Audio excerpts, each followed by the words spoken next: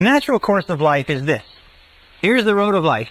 When we were children, we start off with no negative emotions. All negative emotions, by the way, have to be taught to a child. They have to be taught, and the child has to learn them from their parents. Have you ever seen a negative baby?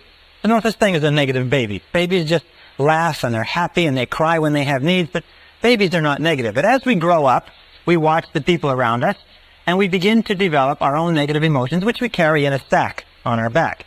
As we become teenagers, this sack grows big enough to the point where we can even go to slumber parties, or we can get together with our buddies, and we can talk about how terrible our childhood has been, how rotten our parents are, how rotten our siblings, teachers, everything else are. Now when we become adults, what is the mark of adulthood in our society? The mark of adulthood is that you have a great gunny sack full of negative emotions because you have suffered. And what happens is you spend most of your time when you're with other people letting down your guards and telling them about how much you've suffered. What you do is you use exchanges of negative emotions as the basis for your relationships. You say, look, I'll show you my negative emotions if you'll show me yours. Remember like we used to do as kids? And what you do is you get together like a couple of traders in an Arab bazaar, and you display your negative emotions. You say, oh, look at this rotten childhood I had, and look at this terrible relationship, and look at how crummy my boss is, and how rotten this is, and so on. And you exchange them back and forth. Now what happens when you talk about and think about your negative emotions? Remember the law of concentration? Whatever you dwell upon grows. Whatever you dwell upon grows and gains strength and stays alive.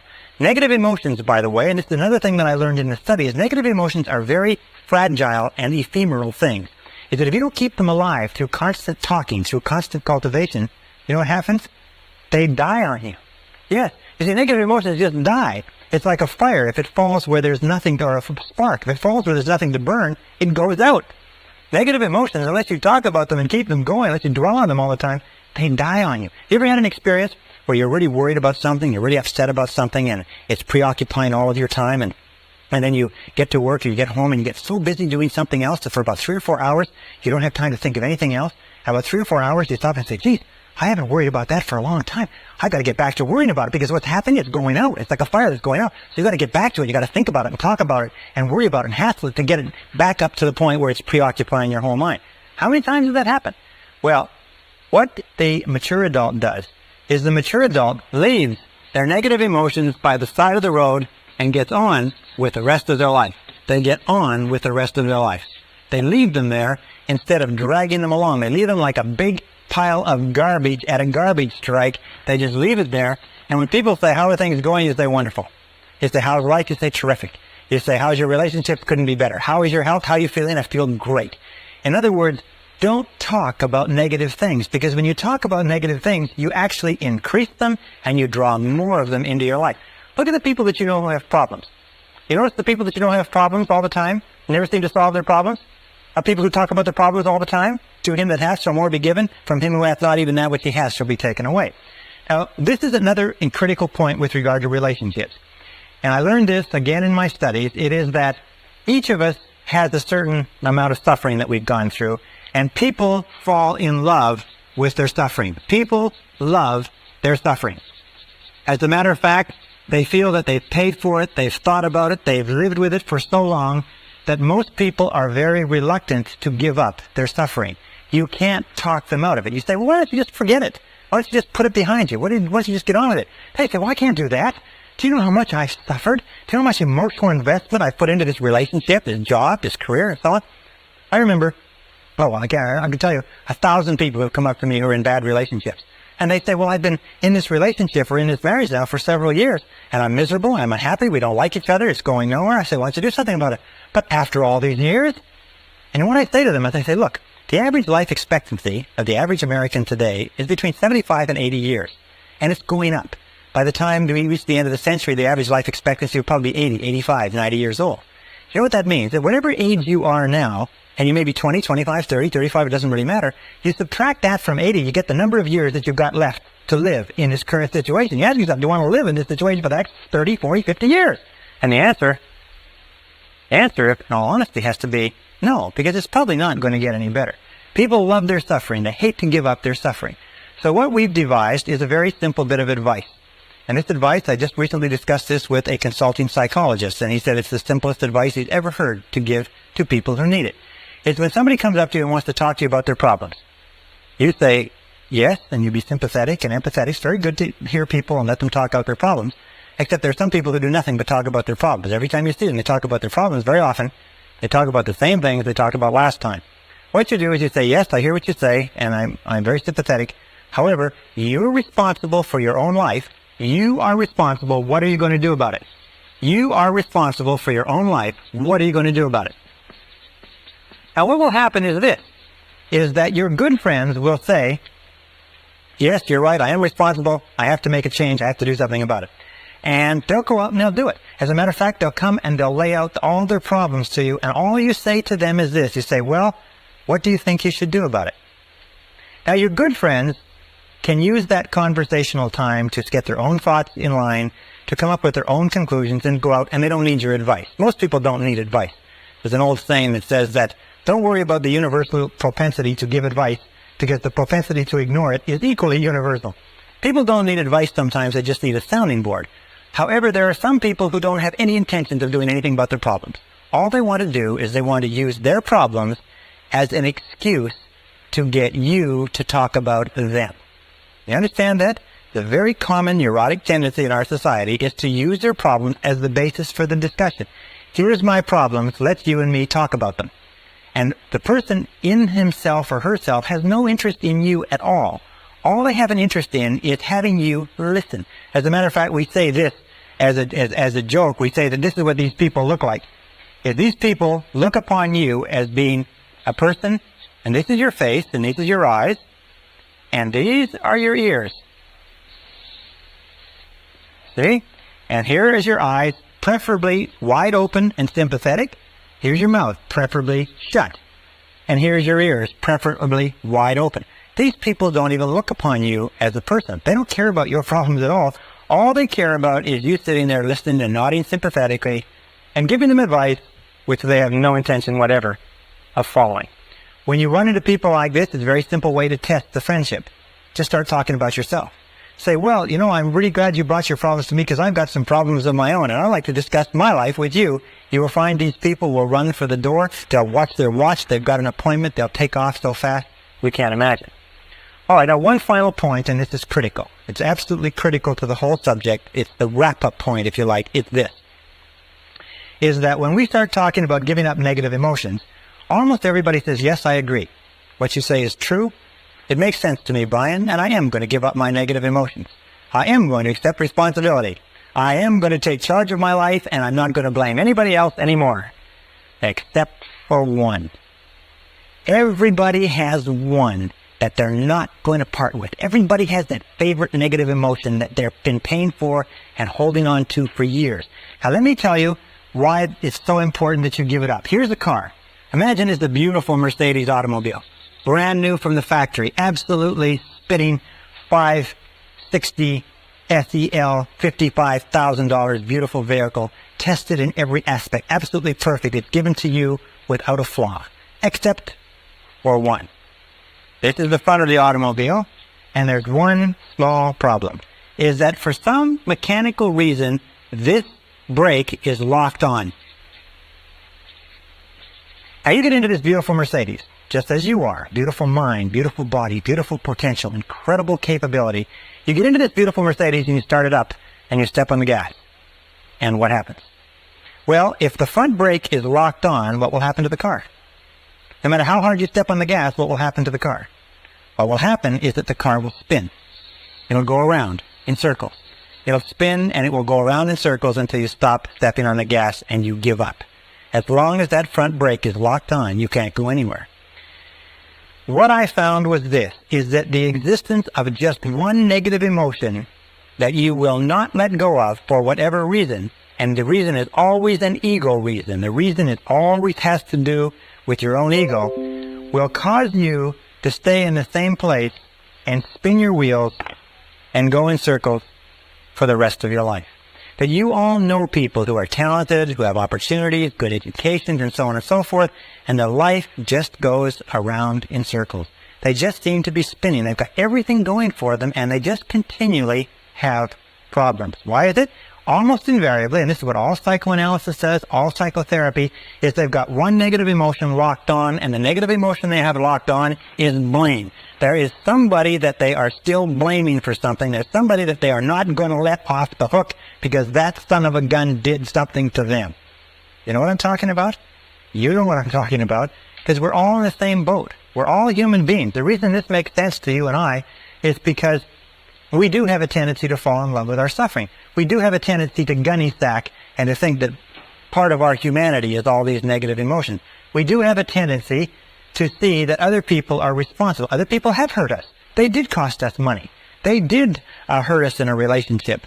But the key to peak performance, the key to happiness, the key to success is to use the law of substitution and knock those negative emotions out of the box. By the very first time you think of anything that caused you any stress, you say, I am responsible. Wait a minute, I am responsible. I am responsible. I am responsible. I like myself and I am responsible. I like myself and I am responsible. And nothing outside of me is going to disrupt my peace of mind. And I am in charge of my emotional life. I am responsible. You are responsible. This is the end of Side 1. Please fast forward to the end to queue up Side 2 for your listening. When I began studying negative emotions many years ago, the most critical point I discovered was that you cannot make any progress toward health, happiness, love, and fulfillment of your potential as long as you insist on keeping your negative emotions intact. Now, the only good thing about negative emotions, if there is any good thing at all, is that negative emotions are not permanent. Even according to Sigmund Freud, there is no permanent place for negative emotions in the subconscious. In other words, they are unwanted visitors. They are negative habits or negative response patterns that can be eliminated. And the starting point of eliminating them is understanding where they came from. Understanding what were the causative factors going back to early childhood that have triggered the development of negative emotions and have given us as adults a propensity to be negative in one way or another. That takes us to early childhood conditioning. Remember, we said before that the starting point of inhibitive and compulsive and negative habit patterns was destructive criticism. Destructive criticism is the great destroyer. Destructive criticism destroys people on the inside and leaves them walking around on the outside. More personalities have been undermined and destroyed. More self-esteem has been cast aside as a result of destructive criticism than anything else that we can possibly imagine. So destructive criticism is the great killer. Now, why is it so bad? Well, we know that children as infants, children as they're growing up, have a tremendous need for love and approval from their parents. In fact, many psychiatrists and psychologists have said that the number one reason for mental illness in adulthood is withdrawal of love or love withheld. We know that any prestigious person, any person who is important to a child, has an inordinate impact on that child, and that children up to the age of 6 years have very little ability to discriminate between valid and invalid criticism. What this means is that anything that a parent or an older sibling or an older relative, anything that a prestigious person or important person says to a child is accepted as true, is accepted as a valid representation of reality. If a mother says you're a bad boy, if a daddy says you're lazy, if someone says that you're not dependable, if someone says you're stupid or you're clumsy or you're ugly, the child has no capacity whatever to discriminate between valid and invalid. The child accepts that as a true representation of reality. It bypasses the conscious mind, goes straight into the subconscious, and is stored. Many of us as adults are still living on the basis of negative information that was programmed into us when we were children. And then as adults, what do we say? We say, well, that's just the way I am. Or I've always been that way. Or some people would say, well, it runs in the family. Your father was like that, children are like that. Or your mother was like that, and so on. But where did it come from? None of these things run in the family. For instance, when I was growing up, my parents had gone through the Depression. And the Depression had made an inordinate impact on them. So whenever we talked about buying anything, all the time I was growing up, my parents would become very, very tense, and they'd say, we can't afford it. We can't afford it. We can't afford it. We can't afford it. They had this rack mentality, this we can't afford it mentality all their lives. And I grew up, so even though I've never experienced the Depression, and you've never experienced the Depression in most cases, 10, 20, 30, 40 years later, we're still saying, I can't afford it. I can't afford it. I can't afford it. We're still going on the basis of those critical remarks, those emotionalized remarks that our parents said. Maybe your parents said, as my father told me over and over again, you never finish anything you start. You never finish anything you start. You never finish anything you start. Or you're lazy. You never finish anything you start. You know, when I was an adult, I had a terrible time finishing things that I started. As I would get close to the end of a task, I would actually begin to seize up and look for every single excuse to procrastinate and delay. Now, the second factor that predisposes us to negative emotions is lack of love. We know that children's personalities develop to the degree to which they receive a high quality and a high quantity of love from their parents. There's a one-to-one relationship between the amount of love, the quality and quantity of love, and healthy personality. That love withdrawn or deprivation of love is the key cause of unhappiness, negativity, and mental illness in adulthood. Now, in order for a child to feel truly loved, the child must have high self-concept parents, and most of us, unfortunately, had parents that were the victims of their parents, the victims of their parents. What one of the writers says, everybody is a victim of a victim. We are all victims of victims. In other words, parents meant to raise us the best way they could, but they were victims of victims themselves. Now, in order for a child to feel fully loved, 3 conditions have to exist. Number 1 condition is that parents must love themselves. Parents must love themselves. Remember, you can never give any more love to others than you have for yourself. If you don't love yourself, you can't love your children. If you have a little bit of love for yourself, you have to spread it over your children. If you have a little bit of love for yourself and that's all taken up by your husband or your wife, then sometimes, even though you want to love your children, you don't have the love. Even if your parents wanted to love you, in many cases, they didn't have the love to give. Why? It's because they never got it when they were growing up. The second requirement is that parents must love each other. In order for a child to grow up feeling self-confident, to grow up feeling loved, to grow up feeling safe and secure, he or she must grow up in an environment where the parents love each other. There is nothing that is more frightening to a child than to grow up in a household where the parents are fighting with each other, where the parents don't love each other, where there's difficulty, because the child always has a tendency, first of all, to be a victim, in that the child is shouted at and screamed at, and the child, it's pretty logical.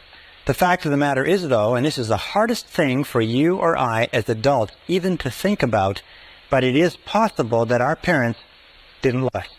Not that they didn't intend to. They meant to love us, and they wanted to love us, and they had us intending to love us, and so on, but simply because they had conflicts with each other, and they had unresolved problems with their parents, and they had the war and the depression, and they had their careers, and they had other responsibilities, they just never got around to it.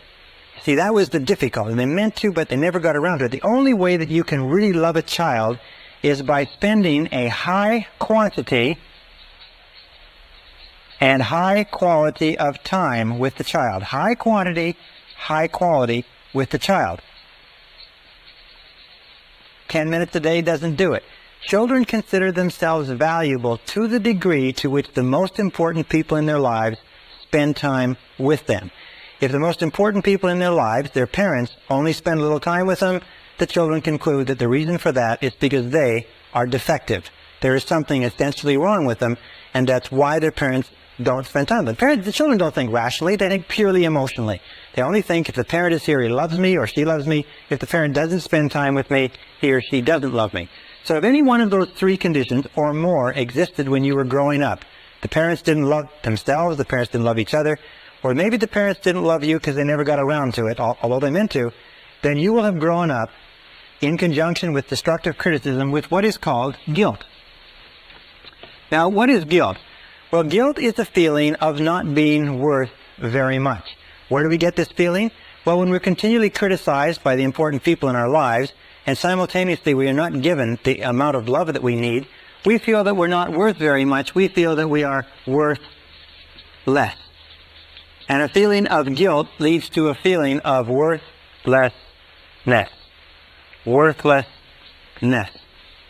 And guilt, the feeling of worthlessness, is the underlying fundamental problem of the 20th century. It is the main source of mental illness. It is the main source of problems in relationships. It's the main source of psychosomatic illness. It is the main source of most of the problems that beset our society, is this deep down feeling of guilt and worthlessness, which is expressed or unexpressed in the thought or the attitude, I'm not good enough. I'm not good enough. I'm not good enough. You know, we talked about self-esteem and how important it was. Self-esteem means I like myself. I like myself. I like myself. I like myself. People who've been raised with destructive criticism and lack of life not only don't like themselves, they don't feel that they're good enough for anybody or anything, and in many cases, they are plagued by self-hatred. They hate themselves. Self-hatred or self-condemnation. And you will see this will come out in their conversation, and it will come out in their relationships with other people. People who hate themselves, even though they want to have good relationships with other people, are simply not capable of it. People who don't feel that they're good enough for anything will always bring it to the surface. It will always be a problem. Now, what is the main way? You can get their money, you can get their time, you can get their commitment, you can demand their resources, and so on. And many organizations use punishment, use guilt as a tool for doing it. Many of the charities that advertise on television, especially charities for very needy causes involving children or disabled people, use the feeling of guilt.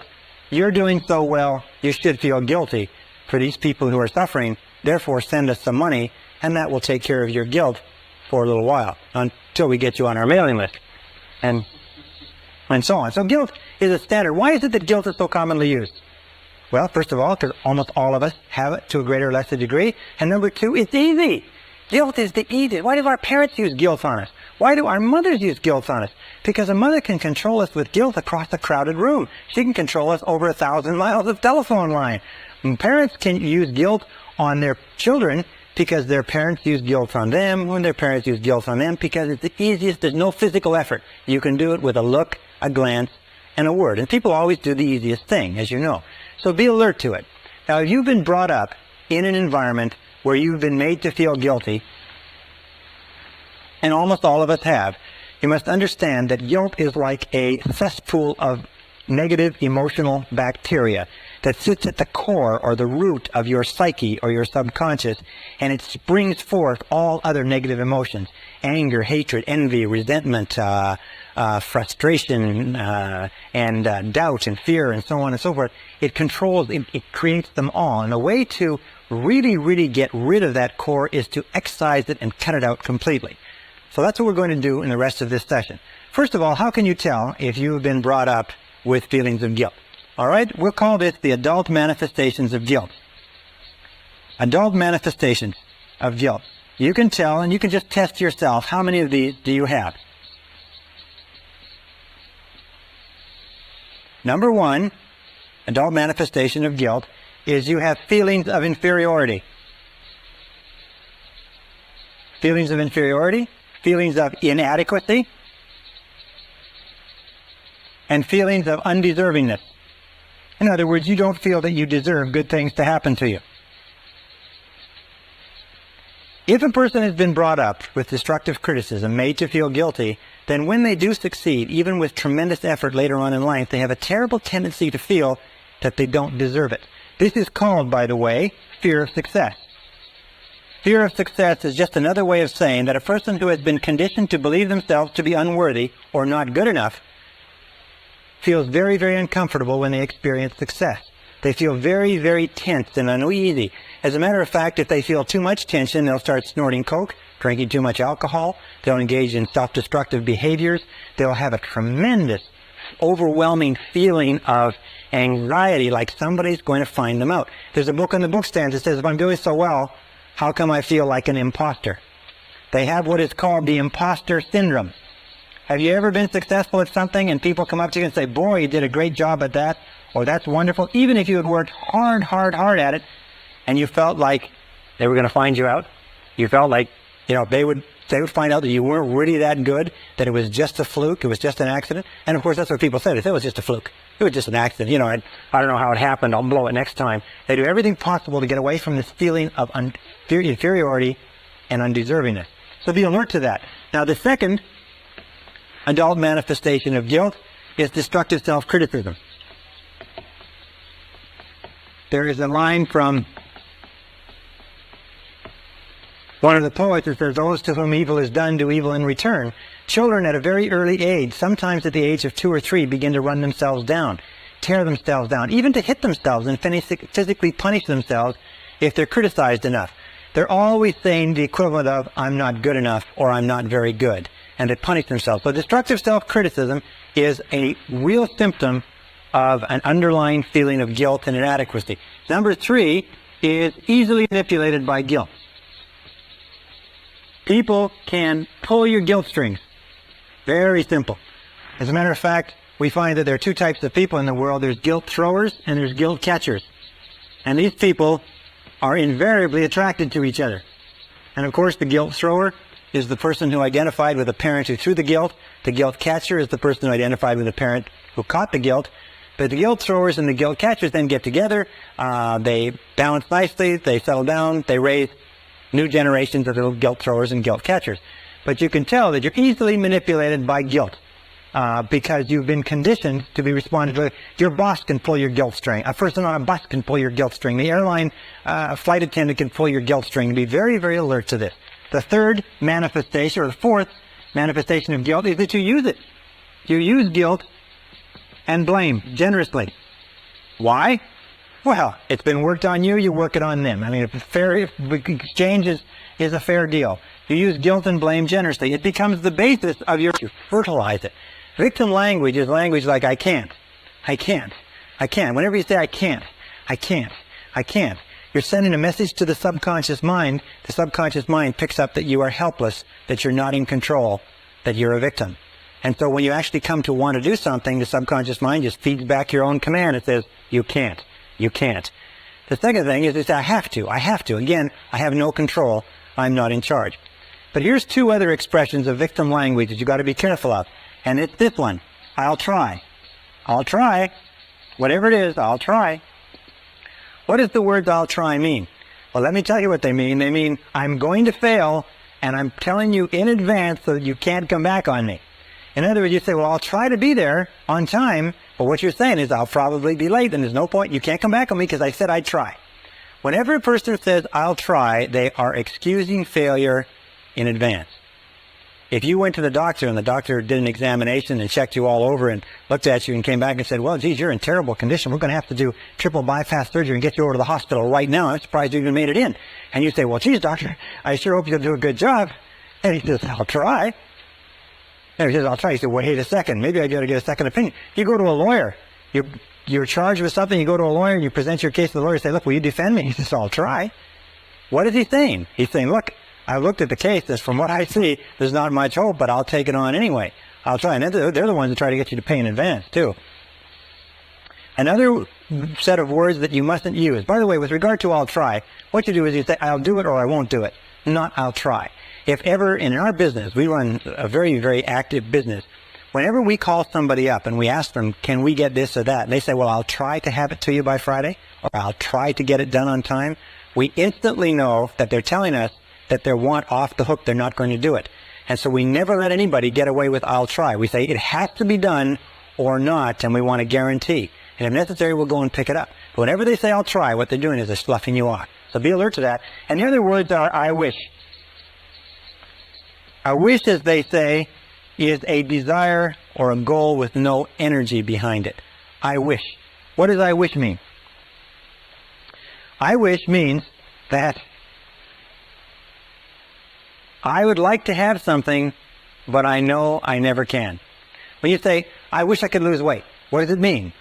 The unspoken words are, but I know I can't.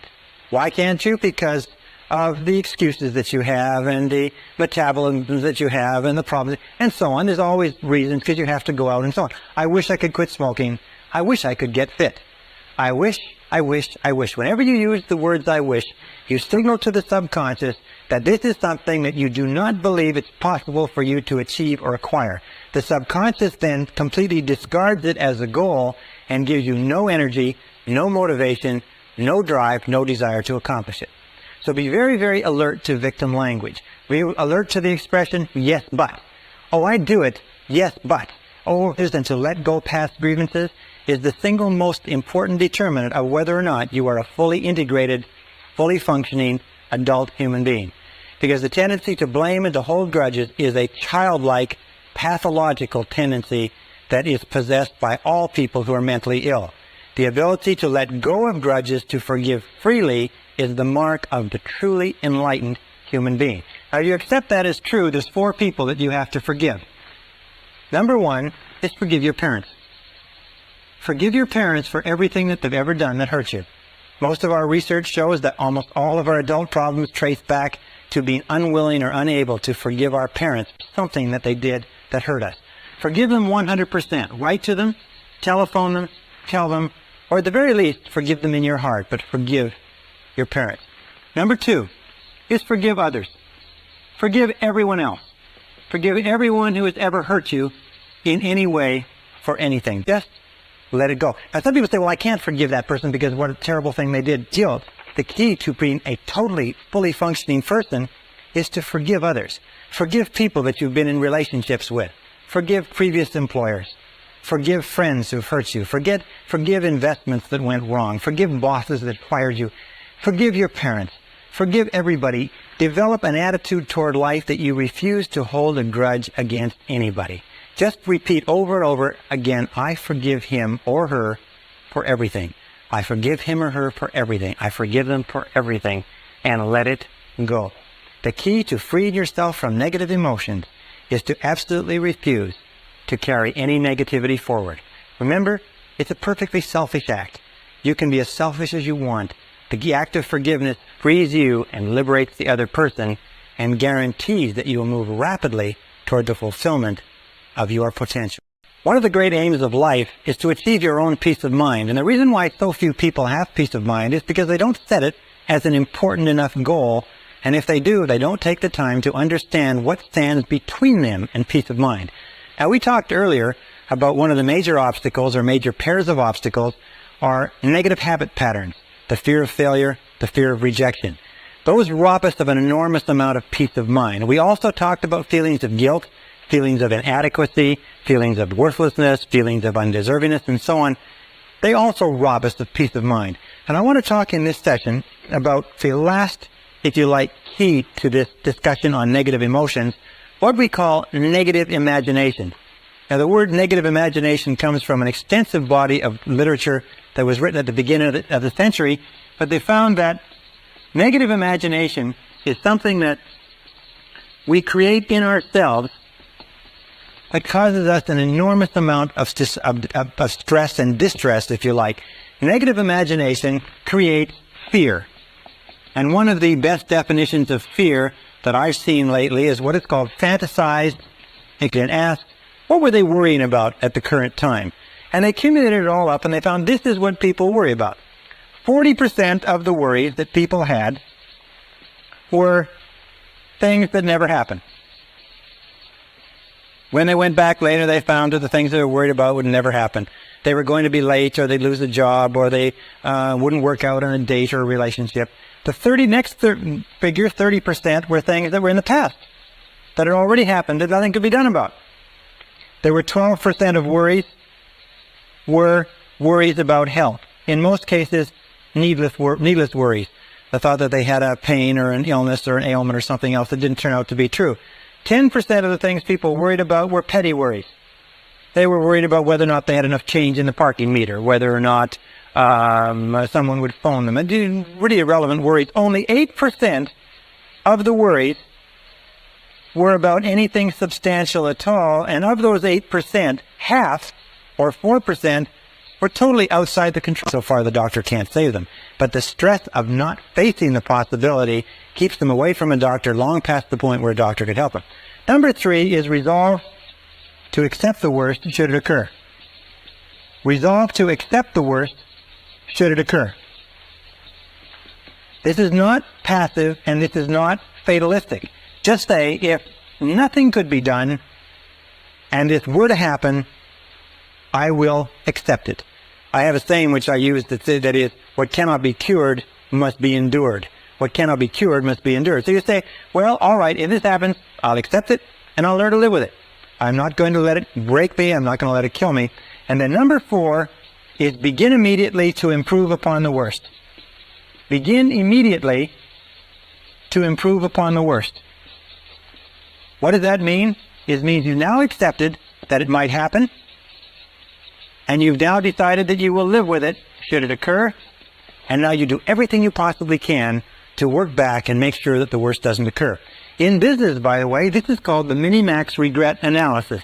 It's minimizing the maximum regret. In other words, it's saying, what is the worst thing that can happen and how can I minimize that maximum regret? This minimax technique is a tremendous technique because it clears your mind considerably. And one of the best ways to use it is this. Really neat method. Take a piece of paper, draw a line down the center and a line across the top, and then work down the page. And right on this side, write WPO. Right on this page, your definition. In other words, this is a clear definition of what's bothering you. On the top of this page, you write WPO. Worst possible outcome. And then you write 1, and you say, I'm worried about this. And you write it out clearly. And then you write 1, you say the worst possible outcome is this. 2, I'm worried about this. 2, worst possible outcome is this. And so on. You'll find that every single time you do this, the problem just evaporates. And most, not all of course, but most of the stress or strain disappears. Your mind goes clear. And with a clear mind, you can then deal with it effectively. Now, the final point with regard to this whole idea of worry and negative imagination is, what is the antidote? What is the antidote to worry? What do you think it is? Well, it's simply this. It is purposeful action. The only real antidote to worry is purposeful action. Everything that gets you to the point where you can take purposeful action, where you can move, and as Shakespeare says, take arms against the sea of troubles, and by so doing end them, anything that gets you to the point where you can take purposeful action will eliminate the worry. Why? Because of what we call the law of substitution. You cannot be working on a problem or a situation and thinking and acting purposefully to resolve it and still worry about it simultaneously. Worry almost always comes when you have too much time on your hands. Worry is a form of negative goal setting. Remember we talked about the law of concentration? It says whatever you dwell upon grows. Well, whenever you have a worry situation, what do you find yourself doing? What you find yourself doing is thinking about, talking about, dwelling upon, vividly imagining exactly what you don't want. By the law of expectations, is whatever you expect will come into your life. That which I greatly feared has come upon me, is what it says in the book of Job. Or the law of attraction says, you will attract into your life the people and circumstances in harmony with your dominant thoughts. The reason why we're taking a whole module to talk about worry is this, is that there are some people who don't worry about anything. This method, by the way, of determining the worst possible outcome, the Worry Buster, is also a tremendous method for decision making. When you go into any situation where you have to make a decision one way or another, the first question you should sit and ask, once you've analyzed it, is what's the worst thing that can happen? I remember the great J. Paul Getty, who at one time was one of the richest men in the world, said that this method of determining the worst possible downside was used by him as a decision-making method into every business deal he went to. What he went into, what he would do is he would say, no, what's the worst thing that can happen? And then he would make sure that the worst didn't happen. So make the decision right now that you're going to eliminate worry, fantasized experiences appearing real, that you're going to accept the worst possible outcome should it occur, and now get busy, do everything humanly possible to take constructive action to eliminate the worry situation and do away with it. That's the key to eliminating the final of the worst of our negative emotions. This is the end of side 2. Please fast forward the tape to the end to cue up side 1 for your next listening. Everything you are or ever will be is a result of what is going on inside your mind. This is the most awesome concept that I've ever discovered, that anybody has ever discovered. That you can dramatically change the outer realities of your life by changing your inner attitudes of mind, as William James said. We talked earlier about the various laws, the law of belief, that your beliefs do become your realities, that you actually see the world in terms of what you believe to be true about it. Beliefs create the actual fact. As a man thinketh in his heart, or as a woman thinketh in her heart, so are they. We also know that law of correspondence says that your outer world will always correspond with your inner world. That means that there is something in your inner world that corresponds to everything in your outer world. The great Emmett Fox said when he talked about the mental equivalent. He said that everything in your outer life has a mental equivalent in your inner life. Anything that you want to see different in your outer life, you must first provide the mental equivalent internally. And the law of attraction says that anything that you keep holding your mind on a continuing basis, you draw to you. That your dominant thoughts set up a force field of energy that draws into your life the people and circumstances that you need. I mention that because of this. Many people say, well, how will I get a better job or a better relationship? How will I find the information I need or get the education and so on? You don't have to worry about it. All you have to do is get it crystal clear in your mind, and you trigger into and get into the flow of these universal mental laws, and everything that you need will be brought to you exactly as you need it, exactly when you need it, and exactly in the form that you need it. Now, we're going to talk in this session. We talked about self-concept before. We said that your self-concept is that bundle of beliefs inside that determines everything that happens to you. Your self-concept is the sum total result of every single piece of information that you've ever taken in about yourself or your world, accepted as true.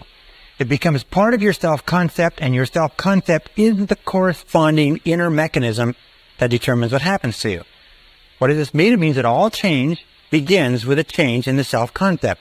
All change begins by you taking in new information that changes your beliefs. Now, beliefs are the hardest of all things to change because we defend them so vigorously. We have to be willing to give up some of our self-limiting beliefs. We have to be willing to look at our beliefs honestly. Remember, we talked about self-knowledge.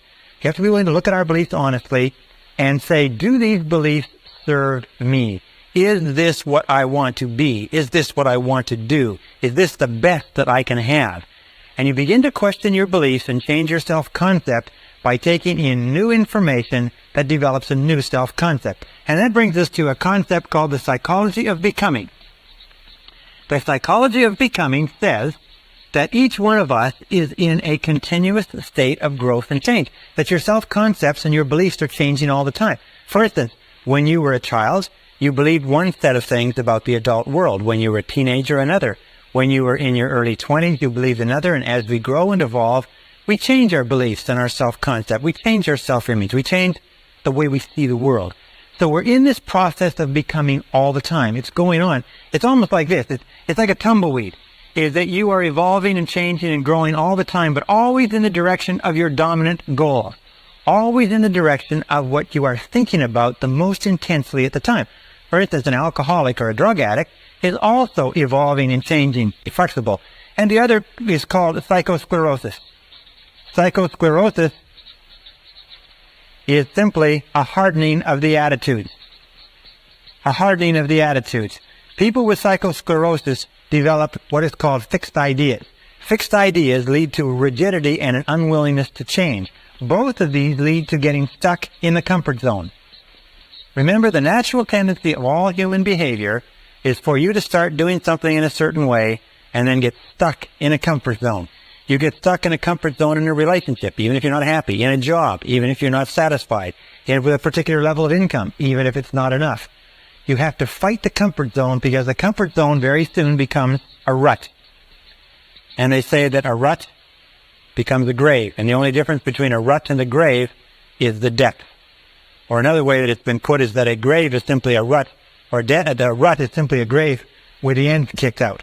So be very alert to that, because the great majority of people in our society tend and evolve naturally to get into a comfort zone, to become very rigid defenders of the status quo, to become very hardened in their attitudes.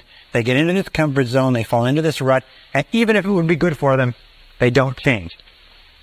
Now, this leads us to the two great powers that control everything that happens to you. And the first power is the power of love. The power of love is the power that shapes your personality and shapes your destiny. The power of love simply says that everything that we do is either to get love or to compensate for the lack of love. We said earlier that children's entire personality is formed by the quality and quantity of love that they get, and that all adult problems are as a result of love withheld. Love withheld from our parents, and perhaps love withheld from people when we grow up. The other power is the power of suggestion. Now, the power of suggestion works on us all of our lives. The power of suggestion is extremely strong. What it does is it begins working on us almost from the time that we're born, sometimes from before birth, and the power of suggestion shapes us. It means that every single thought you think, everything you hear, everything that you see, touch, taste, or smell, everything that affects you in any way has an effect on your personality. We say it this way. We say everything counts. Everything counts, and especially when you become an adult, remember that everything counts. Now, the average adult in America watches 20 to 25 hours of television every week. The average senior citizen watches about 7 hours of television. Average child watches 3 or 4 hours of television per day. You know that the average chief executive officer of major American corporations watches less than 5 hours per week? Now, let me ask you a very simple question. Do you think there's a correlation between the number of hours that a person watches television and how successful they are in life? Do you think that the suggestive influences, books, magazines, tapes, courses, seminars, people, television programs, and so on, that you watch, listen to, read, associate with on comic strips and the sports pages, who read junky magazines or nothing at all, listen to the radio, don't do anything with their time or their minds? They say, but I want to be successful. I want to be more successful. I said, well, what about all these things that you're doing to waste your time? They say, well, I don't count that. But unfortunately, nature counts everything. So this brings us to some laws that I want to share with you. The first law is the law of habit. Now, these are also mental laws. The law of habit is very similar to the law of inertia. The law of inertia says that a body at rest tends to remain at rest unless acted upon by an outside force. It also says that a body in motion tends to remain in motion unless acted upon by an outside force. The law of habit says that in the absence of a specific decision on your part to change some aspect of your life, the natural tendency will be to go on the same way indefinitely. As a time management specialist once said, the more you do of what you're doing, they want badly enough, they do not have success habits. 95% of your success is going to be determined by the type of habits you develop. And if you have good habits, you're going to be successful in spite of anything else. The law of emotion says simply this. It says that every decision that you make is based on emotion. We used to say over and over again that people are 90% emotional and 10% logical. Well, one of the great discoveries that I've made in the course of my research is the discovery that we are 100% emotional, that we're not even 99% emotional. Every single decision we make is an emotional decision. If somebody says, well, it's the logical thing to do, what it simply means is they have more emotion invested in that, even though it sounds logical. The law of emotion says that every decision that we make is emotional, and it says this. It says that stronger emotion will dominate a weaker emotion. Stronger emotion dominates a weaker emotion.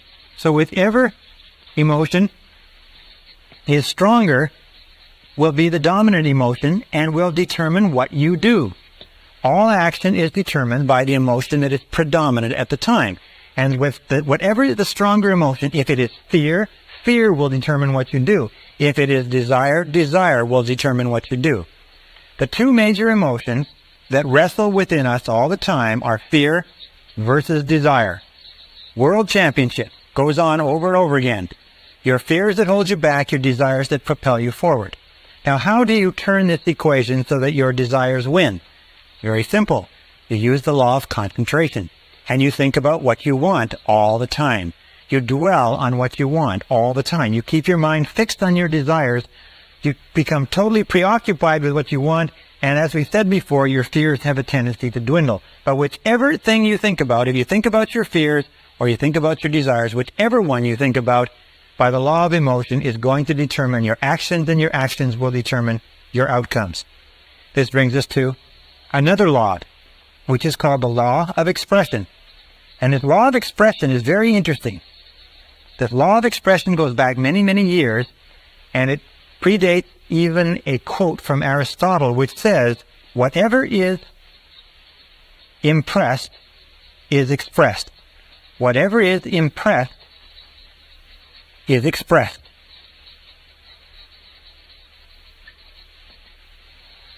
Whatever is impressed is expressed. Now, what does this mean? Let me go and sit down while we get the board cleaned off. It means simply this. is that whatever is impressed into your psyche for any reason, and from whatever source, whatever is mixed with emotion and dropped into your self-concept, will eventually be expressed as part of your personality, part of your reality. It says, in effect, that you see the world through your self-concept. You actually see your concept of the world. You do not believe what you see what you believe. Whatever has been impressed on your mind as a fact, or as a truth, or as a reality, will then be... He began to think like Napoleon. He began to imagine great plans like Napoleon would have imagined. He began to act with courage and confidence in the face of uncertainty, as Napoleon would have. Over time, he became absolutely convinced that indeed this person who was shy and retiring was truly the reincarnation of Napoleon. And as he did, his career improved. He was promoted. He was advanced. He changed the way he dressed. He spoke more confidently. And by the time he found out that he had been misled by the fortune teller, he was already an extremely successful businessman. Very interesting. Whatever is impressed and accepted becomes expressed. And this brings us to another critical mental law. And it is this. It is what is called the law of reversibility. When I first learned about this law, I was so excited I wanted to wrap it up and tie it up and not tell anybody. This is the first time in any form that I've ever explained this law to other people.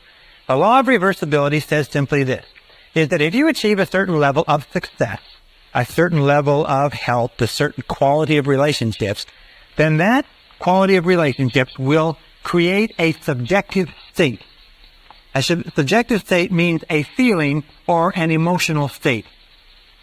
In other words, if you win a prize, you will feel like a winner. If you fall in love, you'll feel like a lover. If you succeed in business, you'll feel like a success. The objective creates, in other words, the objective reality or the fact actually creates the subjective or the emotional state. That makes sense to you? In other words, something happens, you feel great, you get the feeling. However, the law of reversibility says this. If you can grasp this one fact alone can change your life because it has changed mine, is that if you can create artificially the subjective state, the feeling will trigger the law of attraction and correspondence into motion and will draw into your life the people, circumstances, and opportunities necessary to create the objective that is constant with the subjective. And here is the method. It's so simple, it's astonishing. It is this, is whenever you think of something that you really desire, imagine that you have it already. Imagine that you have it already. It sounds like a game, like children would play. But it is so powerful that it is awe-inspiring, and all I suggest you do is try it for a little while. Just imagine, close your eyes, drive it along, think about it if necessary, stand, relax, do whatever you want, but just imagine that you've already accomplished it and try to get the feeling. Get the feeling. As though it were already a success, as though it were a past tense, as though it were already accomplished, that you don't have to worry about it again. You've already got the feeling. And if you will play that feeling over and over again, this law of reversibility will create this feeling.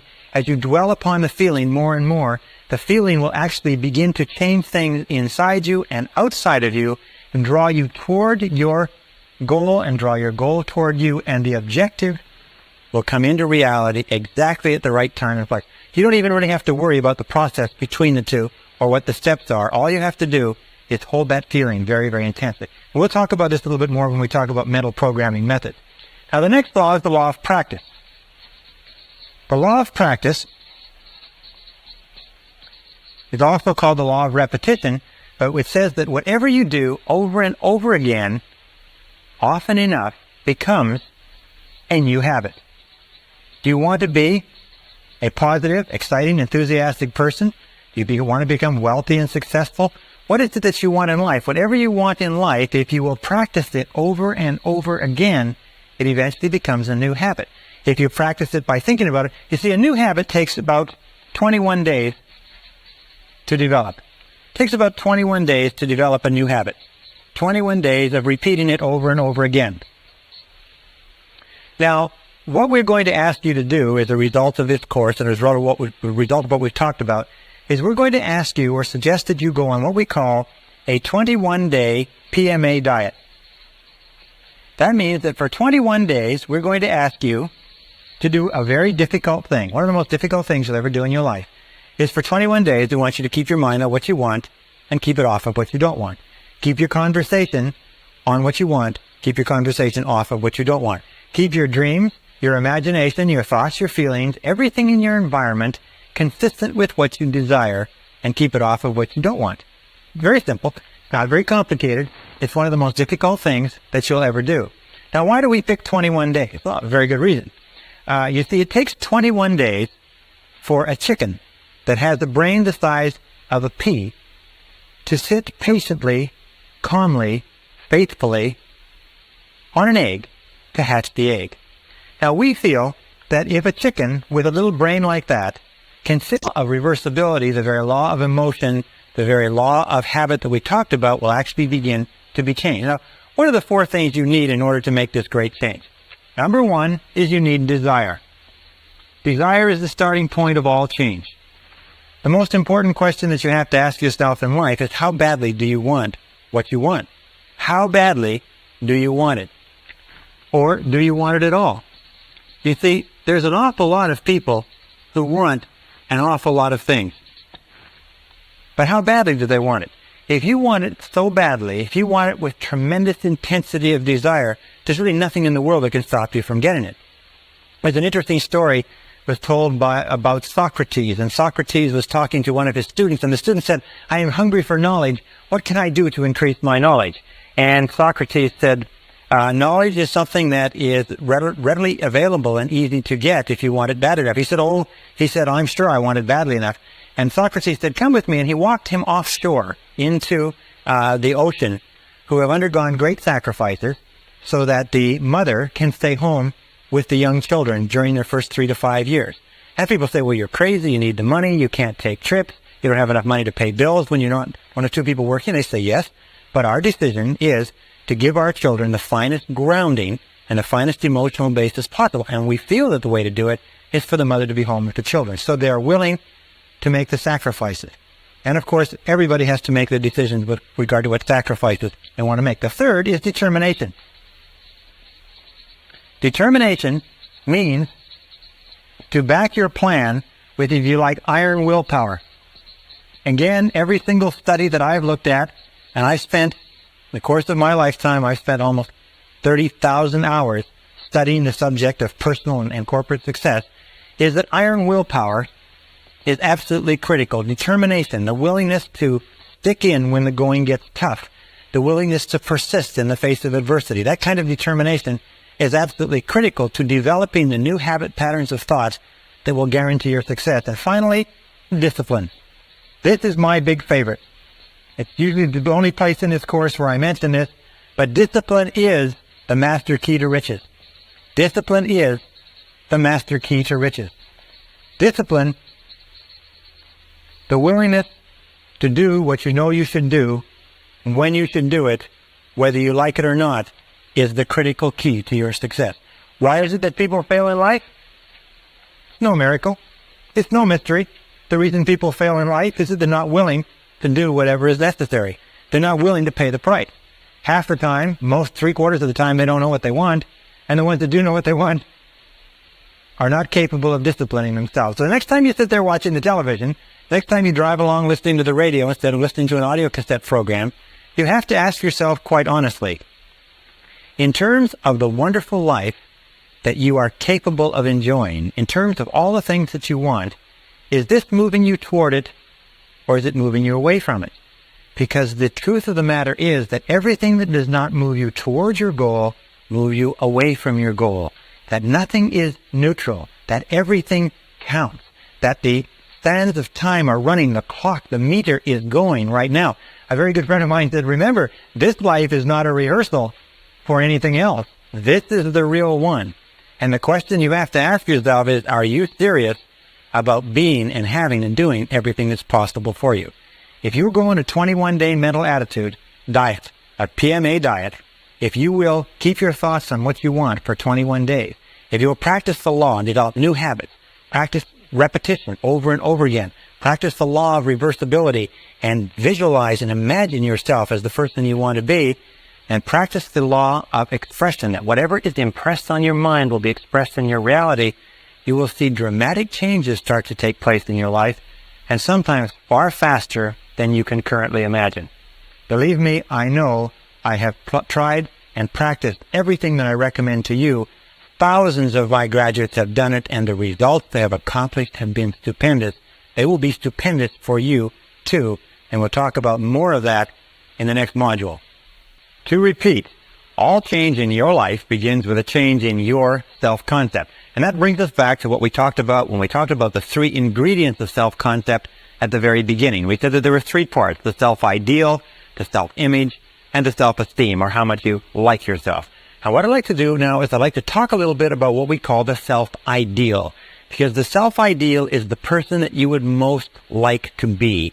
When you start thinking about changing your personality, improving the quality of your life, your inner and your outer life, you have to start off with a target. You have to start off with something to shoot for, something to aim at. So let's talk about this. The self-ideal is a fundamental part of your personality. The self-ideal is a combination of all of the qualities, how much you like yourself, and there's a difference between your self-image and your self-ideal. The distance between these two, the way you see yourself now and the way you would ideally like to be, has a major impact on your self-esteem.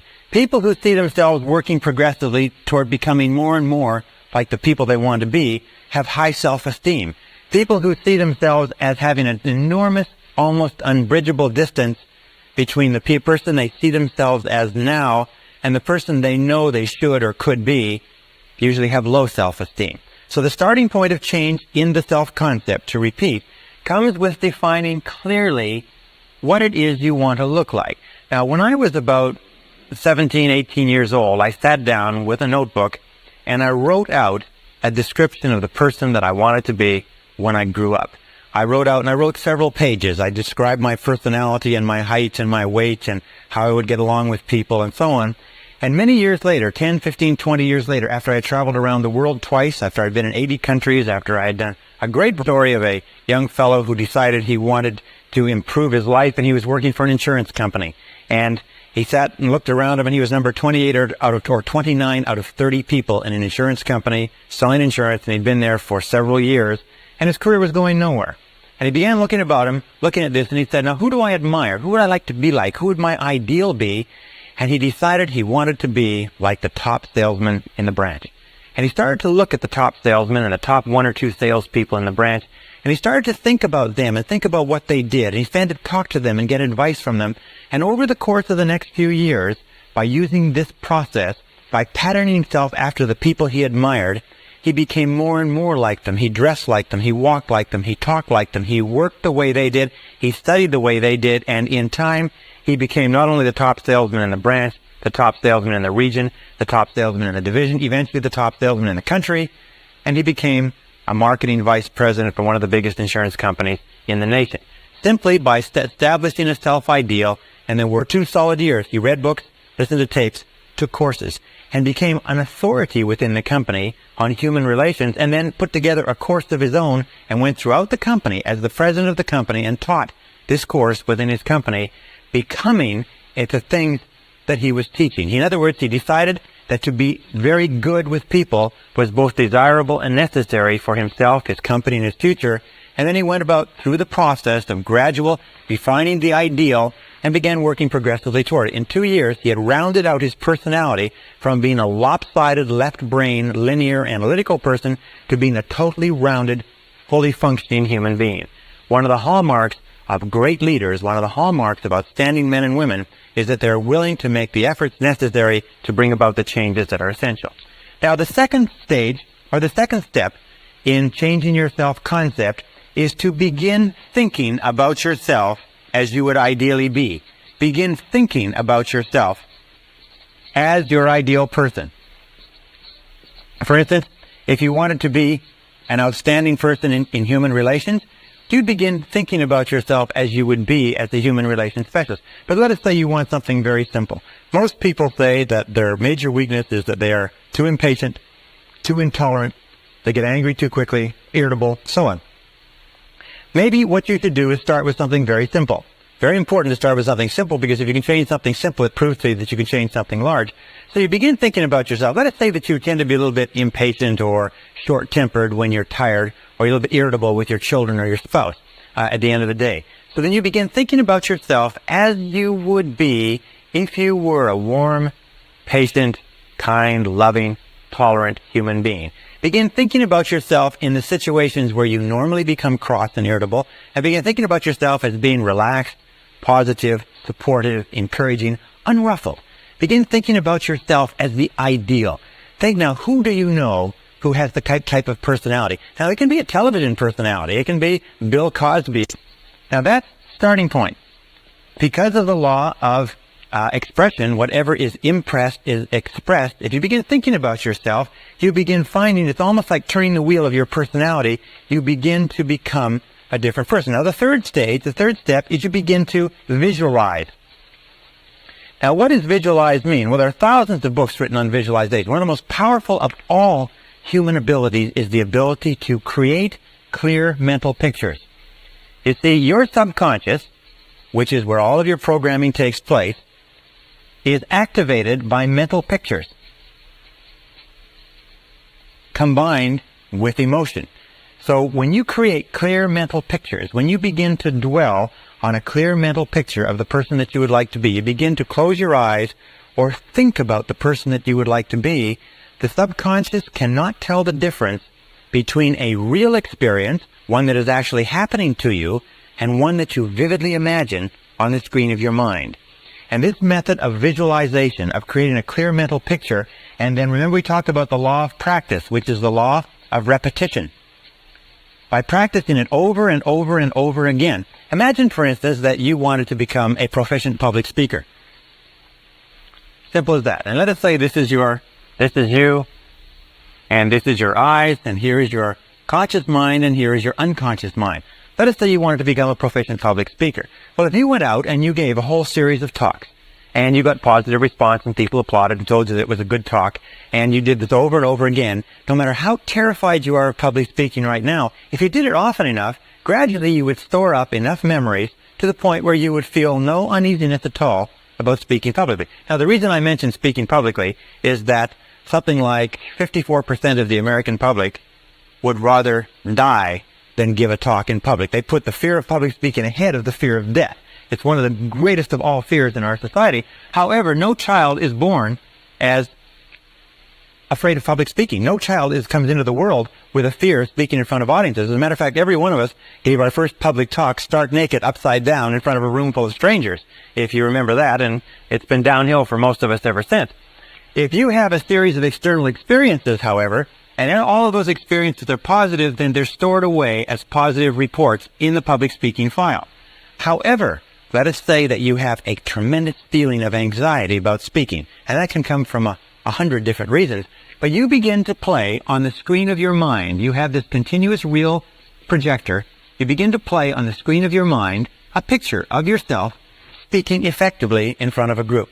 You begin to read about other people who speak effectively. You begin to read the books of successful speakers who tell how they did it and how nervous they were. You begin to take a course and you begin to study and you begin to learn how to do it. You begin to learn how to prepare and to outline a talk, and you begin thinking about yourself over and over again as capable of doing it. The picture that you play on the screen of your mind is accepted by the subconscious as a real experience as long as you vividly imagine it. And this is the key. It is the vividness of the picture. The more clearly you visualize it, the more frequently you visualize it, the more emotionally or intensely you visualize it, and the longer you visualize it, the more of an impact it has on the subconscious mind, so that you can, in many respects, actually become halfway or three-quarters of the way toward being a competent speaker or being competent in almost anything simply by visualizing and playing this picture over and over again. By the way, I use the example of speaking in public for a very specific reason. Most of us are afraid of it. And what I have found is that if you can use these methods of mental programming to eliminate one major fear that may be holding you back in life, you will prove to yourself forever that you can eliminate any self-limiting belief and overcome it and go on to accomplish what you want. I have given this advice to thousands of people. It's simply this. If you have an uneasiness with regard to public speaking or any other fear, but public speaking for this example, make the decision right now to get over it. Now, here's 2 ways that you can get over it. Toastmasters. Does this method work? Well, I'll guarantee you that it works. Toastmasters was set up in 1923 as an organization, a voluntary organization. Groups of men and women come together, small groups. They meet once a week, and they have breakfast, lunch, or dinner meetings. And at each meeting, each person has a chance to talk. People who are so terrified of public speaking they could not lead silent prayer in a phone booth, after 10 or 15 weeks in Toastmasters are capable of standing up with 1 minute's notice and giving an extemporaneous talk in front of an audience of strangers. Toastmasters worked. Why? It's because every single time a person stands up, they get positive feedback, they get correction, they get advice, they get applause, they get support. Eventually, what you do is you build up a whole series of positive reports in your subconscious mind that says, when it comes to public speaking, it's easy. If you want to be effective at selling, if you want to be effective at leading, if you want to be effective as a parent, if you want to be effective with other human beings, all you have to do is practice over and over again, and practice in your mind over and over until eventually you will find that when you think about whatever it is, the fear level will go down, confidence level will go up. By the way, one other area that you can go to if you want to learn to be more capable speaking is Dale Carnegie. Dale Carnegie has a wonderful course, which is just called the Dale Carnegie course, which really helps people become proficient in public speaking. Over 10 to 14 weeks, you get an opportunity every single week to get up and speak in front of your peers. The next is affirmation. Now, with affirmations, your potential is unlimited. Affirmations are the most powerful words that you can possibly say. Affirmations are based on what we call the 3 Ps. In that, with affirmations, we reprogram ourselves unconsciously. Affirmations are strong, positive, assertive statements that you say about yourself, to yourself, and believe. And they're based on the 3 Ps. And the Ps are, first of all, personal. All affirmations, all statements that you say to yourself have to be couched in the personal tense, the I. If you say, I like myself. I like myself. I like myself. When you say, I like myself, it accesses the subconscious directly. Every single command that begins with an I opens the subconscious mind and says, valuable information coming down. Prepare or get ready. And also positive. All affirmative statements must be couched in the positive tense because the subconscious mind filters out the negatives and only takes the words that the positive expression. For example, if you wanted to quit smoking, you wouldn't say, I don't smoke anymore. I don't smoke anymore. You would say, I am a non-smoker. I am a non-smoker. The words I am are 2 of the most powerful words in mental programming. When you say I am, because only you can say I am about you. In the whole world, nobody else can use those 2 words with regard to you. And your subconscious recognizes that when you say I am responsible, I am responsible, you can actually imagine the feeling that would accompany the word. When you say I like myself, you don't say I like myself. You say I don't like myself. I don't like myself. I don't like myself. Imagine when you say I am responsible, you don't say I am responsible. You say I am responsible. I am responsible. In other words, emotionalize it, wrap it up with emotion, drive it into the subconscious mind like a detonator, and the effect that it will have on your personality and on your feelings will be tremendous. Now, again, with regard to affirmations, what I use is a series of index cards, and you can put your affirmations, your positive present tense personal statements on affirmations, and review those affirmations over and over again. Every time you review them, every time you think about them, every time you repeat them and drive them into the subconscious mind, every time you impress them, you increase the potential for them to be expressed externally. Now, one final thing is when you use affirmations, try to keep your daily words and actions consistent with your affirmations. Try to keep the things that you say when you're walking around and the things that you do consistent with the words that you say to yourself in private. All right, the next thing that we do is what is called verbalization. Verbalization is speaking aloud, speaking your affirmations aloud. Now, there's 2 ways that you can do this. Best to do it in private, but basically you increase the impact of an affirmation by as much as 80% and even more when you say it out loud. If you say to yourself, I like myself, but if you say, I like myself, or I feel terrific, or I feel wonderful, or I am responsible, I earn $50,000 a year. When I first learned about this process, my goal was to earn $50,000 a year, and I realized that the only way I could ever earn $50,000 a year was by repeating this over and over again. And surprisingly enough, when I began doing it, I was not making anywhere near $50,000, and I was very, very skeptical of whether or not it would work. I can only tell you from the bottom of my heart that it does work. So verbalize it. Another thing that you can do is in front of a mirror. If you verbalize in front of a mirror, you have two impacts working simultaneously. You have the impact of what you can see, plus what you are saying, plus if you emotionalize what you are saying, you have three access points to reprogramming the subconscious working simultaneously. So you stand in front of a mirror, you can say, in front of the mirror, you can say, I feel terrific, or I look great, or I look great, or you can say, you look great. Because when we talk to ourselves in front of a mirror, now you mustn't do this in a public washroom when there's other people around, because they may think you're a little bit strange, but nonetheless, verbalization is a very important part of driving this message into the subconscious. Remember, the key to this is whatever you can hold in your mind on a continuing basis, you can have. The only question is, can you repeat it long enough and hard enough, often enough, to impress it permanently in the subconscious mind? Once you impress it permanently in the subconscious mind, it takes on a power of its own that will eventually bring it into your reality at exactly the right time and in exactly the right way for you. And this, have you ever had the occasion where you are sitting comfortably, relaxed, and somebody says, come on, let's go and do this, or let's get up and do that. You say, no, I'm comfortable. Remember, you're into your comfort zone. Comfort is a great killer of human potential. You say, no. They say, oh, come on, just get up and do a little bit. So you get up just a little bit and you move just a little bit. And as you begin to move, you start to get into the swing of it. And pretty soon you get into it completely and you totally forget about going back to the couch or the chair that you were in. Well, you can act your way into feeling. You can act your way into feeling almost anything. We call this, if you like, pretending. Pretend that you have the quality already. For instance, if you want to be courageous and unafraid, pretend that you're courageous and unafraid already. If you want to be confident, pretend that you have the confidence. There's an old saying that says, fake it until you make it. Fake it until you make it. Remember we talked about the gentleman who was told that he was the reincarnation of Napoleon, that all he had to do was he had to act like Napoleon and realize that on the court. And you know what will happen is that judges and people observing a person doing this find that you will hit more accurately, you hit with more force, you are better, you are more confident, you're more capable. Golfers.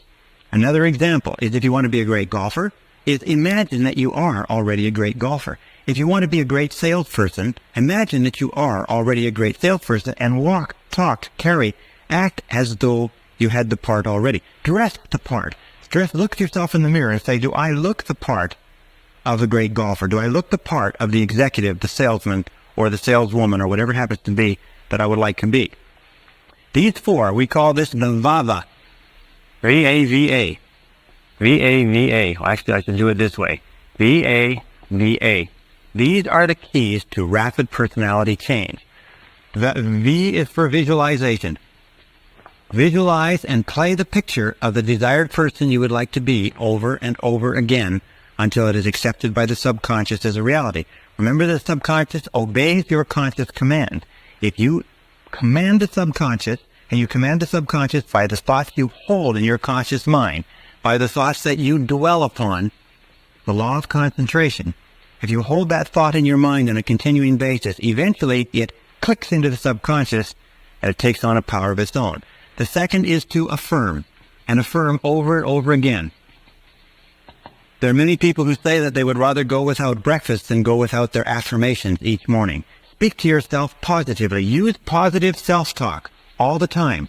Remember, you talk to yourself at the rate of almost 1,500 words a minute. Most people talk to themselves in terms of doubt and fear and worry and anxiety.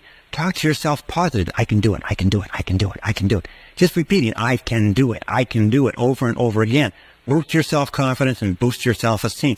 When you have nothing else to do, say, I like myself. I like myself. I like myself. I like myself. Because saying I like myself or I love myself expands your ability and your capacity in every area of your life. Also verbalize. Speak out loud. Make sure the things that you say out loud are consistent with the person that you want to be and the things that you want to do.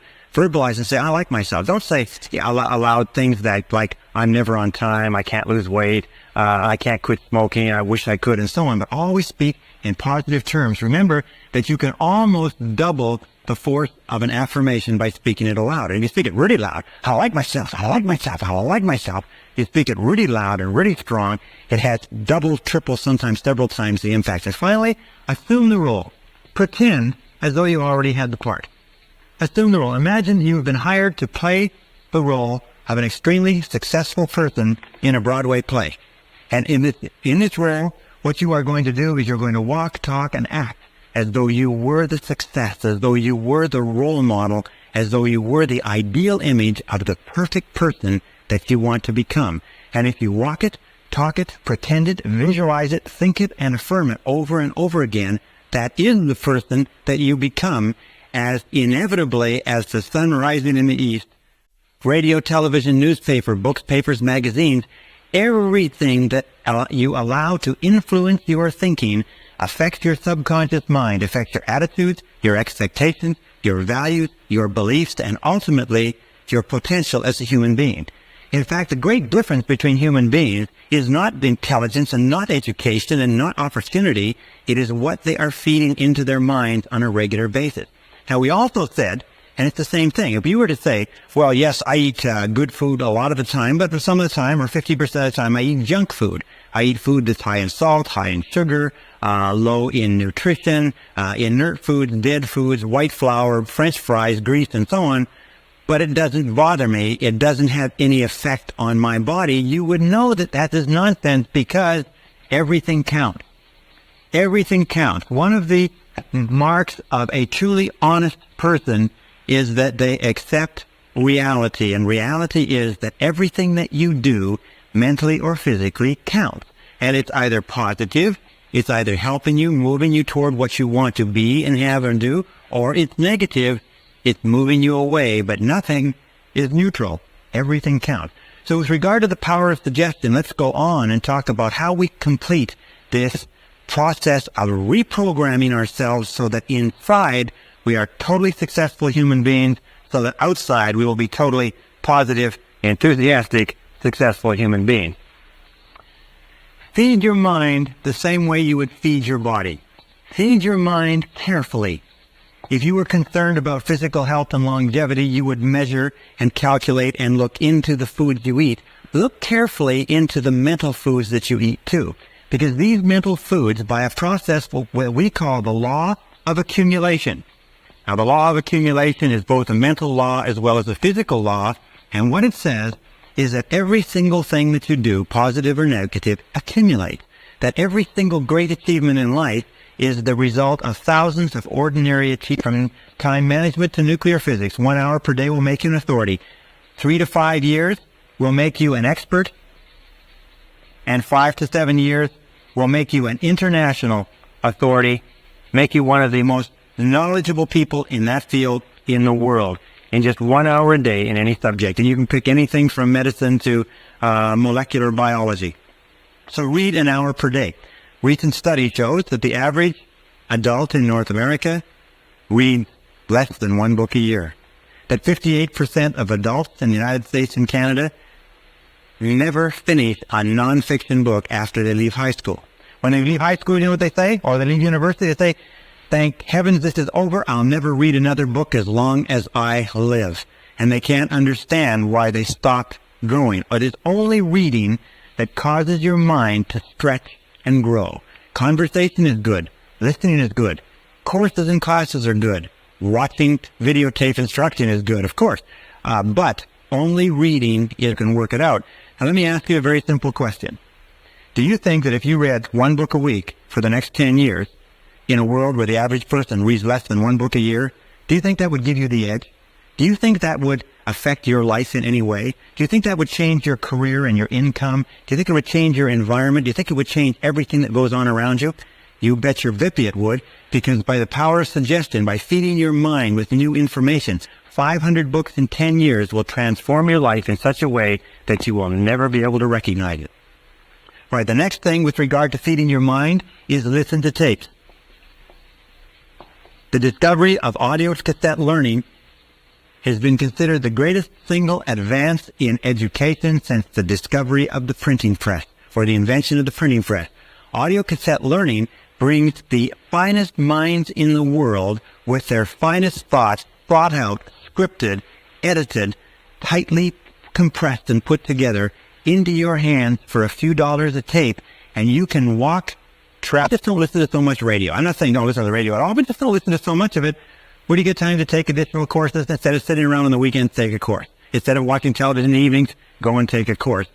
But remember, the clock is running. If you want to get to the top of your field, if you want to be a leader, if you want to be a star in your field, knowledge is power. Knowledge today is more important than anything else. Knowledge is the great power in our society, and the more knowledge you have, the more practical knowledge that can be put to purposes that can help other people and benefit yourself and the people around you, the more knowledge you have, the more power you will have, the more self-esteem you will have, the more status, the more position, the more security, everything. The most insecure person in our society is the person who has stopped learning and growing, and they know it. All right. By the way, one other thing. According to the Harvard studies, one of the keys to self-motivation is perpetual growth. As long as you're growing and learning and feeding your mind with new material, you will be continuously motivated, exactly as if you were taking psychological vitamins. As soon as you stop growing, you start stagnating. When you start stagnating, your self-esteem goes down, your energy level goes down, your health level goes down, you become prone to more diseases, and so on and so forth. So as long as you're learning and growing, you'll be vital physically and mentally. The next part of feeding your mind is what we call the reference group, or put it another way, get around the right people. Get around the right people. Now, getting around the right people simply means this, is that when we talked about the power of suggestion, we said that about 85 to 95% of all of the influences in your life, all the reasons you do anything, is because of suggestive influences around you. Not only physical suggestions, the weather, the heat, the cold, and so on, but also the emotional suggestions, the impact of the people you associate with. And the more you associate with people, especially people in your family, people in your close social circle, people that you work with, the more you associate with these people, the more of an impact they have on your thinking and on your future. David McClellan found at Harvard University, after 25 years, he found that the choice of a reference group was one of the key determinants of success or failure in life. Now, a reference group are the people that you identify with. Remember we talked about identification? The people that you consider yourself to be one of. It's as simple as that. Who do you identify with? Well, let me give you an example. I was reading the story of a self-made millionaire not long ago, and he had started off as a young man when other kids were collecting baseball cards or football cards or hockey cards. He became fascinated with executives of Fortune 500 corporations. So he began reading his father's Business Week, Newsweek, Fortune magazine, Wall Street Journal, and he began keeping files on executives who were in the news. And he began to identify with those executives. He began to think about being in a Fortune 500 corporation, and he began to think about being an executive in a Fortune 500 corporation at a time when some people were thinking about being hockey stars or baseball stars. The interesting thing was that as he grew up, this directional mechanism, this role model, this reference group that he identified with began to affect what he read in school, what he studied, how much he applied himself, how hard he worked, what companies he went to work with, what company he went to work with when he came out of high school and university. And by the time he was 25 years old, he was an executive of a Fortune 500 corporation, one of the youngest executives of a Fortune 500 corporation in business history, but it's because he started at the age of 12 identifying with those. Question, who do you identify with? Now, whoever you identify with today, one of the things you have to ask yourself is, who would you like to be like? Who do you want to identify with? And then you start getting around the right people. The starting point of getting around the right people is to start to read the magazines that they read. If you want to be a successful person in business, read successful business magazines. If you want to be a top salesperson, read successful sales magazines, marketing magazines, books written by top salespeople. If you want to be a successful executive, if you want to be a successful marketer, if you want to be a successful parent, then begin getting around these people through their writing, through their tapes, and through their courses. The other thing is to program into your subconscious computer is, I feel terrific. I feel terrific. I feel terrific. I feel terrific. I feel terrific. What you do is you get up and you say it 1, 2, 3, 4, 5 times, and you repeat it over. I feel terrific. I feel terrific. You don't get up in the morning and say, geez, I'm tired. Geez, I'm tired. Geez, I'm tired. Oh, God, I'm tired. You get up in the morning and say, I feel terrific. Somebody says, how you feel? You say, I feel terrific. Even when you feel terrible, say, I feel terrific. You see, your subconscious mind can't tell the difference between a real fact and one that you vividly imagine. And if you repeat, I feel terrific, very loud, I feel terrific, try it yourself. I feel terrific, I feel terrific, I feel terrific. What happens is the subconscious mind believes that maybe you do feel terrific, and it will actually give you a surge of energy that will wake you up and clear your mind even before you have coffee. Now, the second thing that you do in the morning, this is number one.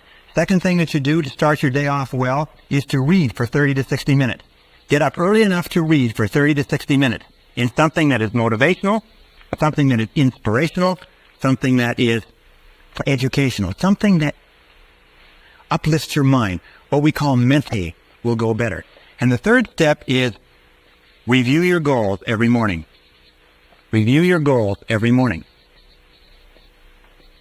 Every morning before you start out, review your goals. This is the same as if you were on a long motor trip, or if you were at sea, you'd look at the map, you'd shoot the stars and the moon. In other words, you'd take a look at where you are and you would plot your destination, and you would think about it, because when you review your goals, you program them into your subconscious mind. Well, programming them into your subconscious mind by repeating them every day and using that wonderful technique, that golden hour.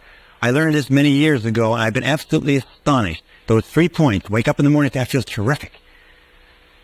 Read for 30 to 60 minutes and write and review your goals every single morning. And the most remarkable thing that happens is you start off every day supercharged. You start off every day feeling positive. You start off every day feeling energetic. So let's just review for a second, and I'm going to wrap up with 2 really critical points. We talked about the power of suggestion. Remember that everything counts. And everything that I talked about here when I first began teaching, I hoped it worked. I thought it worked. I sort of believed it worked.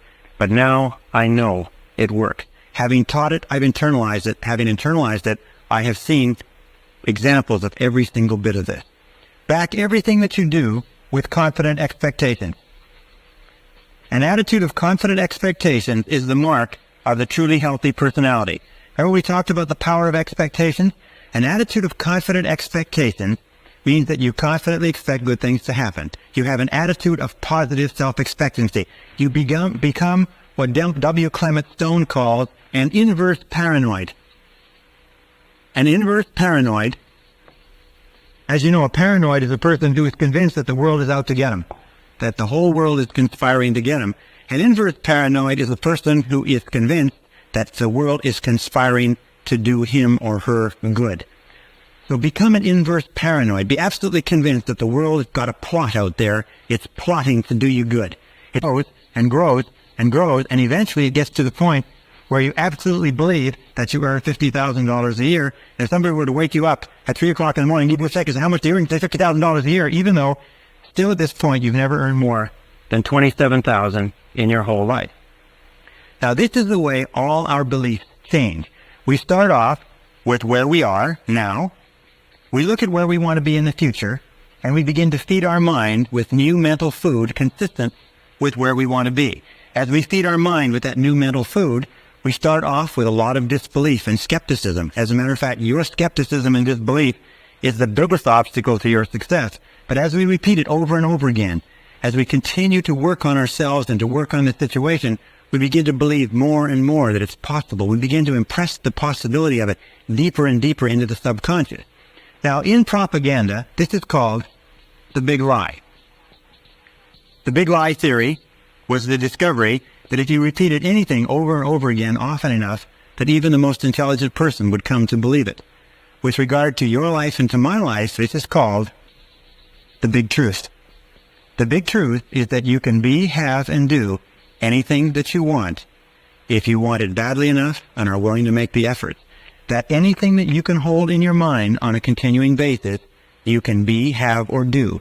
You will become what you think about. Your only job is to make a very, very clear decision about the person you want to be, the things that you want to have, the goals that you want to accomplish, and then make sure that you feed your mind continuously, day by day, week by week, hour by hour, with words, pictures, images, ideas, thoughts, and information consistent with your goals and your ideals. Keep your mind on what you want, keep it off of what you don't want, and everything is possible for you. What is the most precious resource in your life? Well, if you're like I am, your most precious resource is time. And according to all the recent studies that have been done lately, adults in America and Canada and other countries value time ahead of money in almost every instance. Now, as a result of what we've talked about in our previous sessions, with the fact that if you change your internal world, you change your external world, one of the things that begins to well up inside of you is impatience. If you believe that if you do change your internal programming, your external world will change to conform with it, then you're probably in a hurry to change that internal programming. And in this session, we're going to talk about how you can bring about rapid and permanent internal programming change. We call this session software for the brain. Now, I don't know a lot about computers, but I do know this. I do know that a computer has a certain amount of utility as a piece of hardware, but what makes a computer work are the programs that you run in it. And the more sophisticated and complex and productive the programs, the more valuable is the computer. So what we're going to do today is we're going to take the things that we talked about in terms of mental programming, visualization, affirmation, and so on, and we're going to combine them into a series of techniques that you can use to multiply or to speed up the process at which your new thoughts and ideas are accepted by your subconscious mind and then go to work and attract them into your reality. And the first technique we're going to talk about is what I call written programming technique. It's one of the simplest of all, and yet it is so powerful that it's almost scary. Again, I've said this to many audiences, but I'll say it to you, is that if you just practice this one technique, it will be worth 10 times the time and price of this program. If it's all you learn is this one technique, it will have an astonishing difference on your results. When I first learned about this and applied it some years ago, I couldn't believe how effective it was. And all it requires to use is discipline plus one of these. That is what I use. That's a spiral notebook. It costs here $1.99. Waldron's Drugs. All it has is lined pages. And what you do is you use this to write and rewrite your goals. It's very simple. You buy one for $1.99 and you use this as the basis of written programming technique. Let me explain to you how it works. Written programming technique is based on the fact that we learn or take in information three ways. We take in information auditorily. In other words, we hear the information or we speak the information. We take it in visually. We see the information. And we take it in kinesthetically as we feel the information. Now, any one of these is a good way of learning, or if you like, bringing in information to the unconscious mind. However, the more of them you can combine simultaneously, along with some of the other mental principles and programming techniques that we've talked about, the more rapidly the information is accepted. Sometimes, if you combine information in the right way, it's accepted instantaneously as a permanent change in your unconscious programming. Written programming technique is based on this, as are some of the other programs. Close your eyes after you've rewritten your goals. Close your eyes and visualize your major goal or goals of the day as accomplished. Visualize them as a reality. What would they look like? Now, a very valuable thing to do, by the way, is cut out clippings from magazines and books and put them in your notebook so that you can actually look at a picture. Do you want to own a brand new car or a beautiful house or something like that?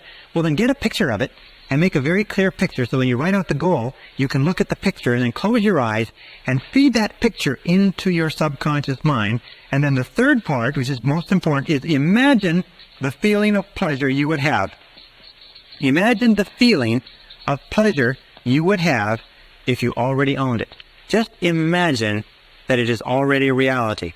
The way that you imagine that it's a reality is imagine that you are on a path towards your goal, and your goal is on a path toward you, and that there is a predestined time when you are ready and it's ready, when everything is ready, that you and the goal will meet. And that you cannot speed up the time. You can't make it go faster and you can't make it go slower, but what you can do is continually repeat the picture and the feeling and the description over and over again, and at exactly the right time and place, it will meet. Someday you'll probably write me a letter and you'll tell me how remarkably this has worked in your life, because it's worked remarkably in my life and the life of many other people. Now the second point, and before we go on with this, let me give you a key point. It's called the law of relaxation. The law of relaxation is one of the most important mental laws. The law of relaxation simply says this, that in the physical world, if you want to drive a nail, the harder you hit it, the more physical effort or energy you put behind it, the faster you accomplish something in the physical world. If you want to drive a car faster, you step on the gas, which causes the engine to work harder and propels it forward.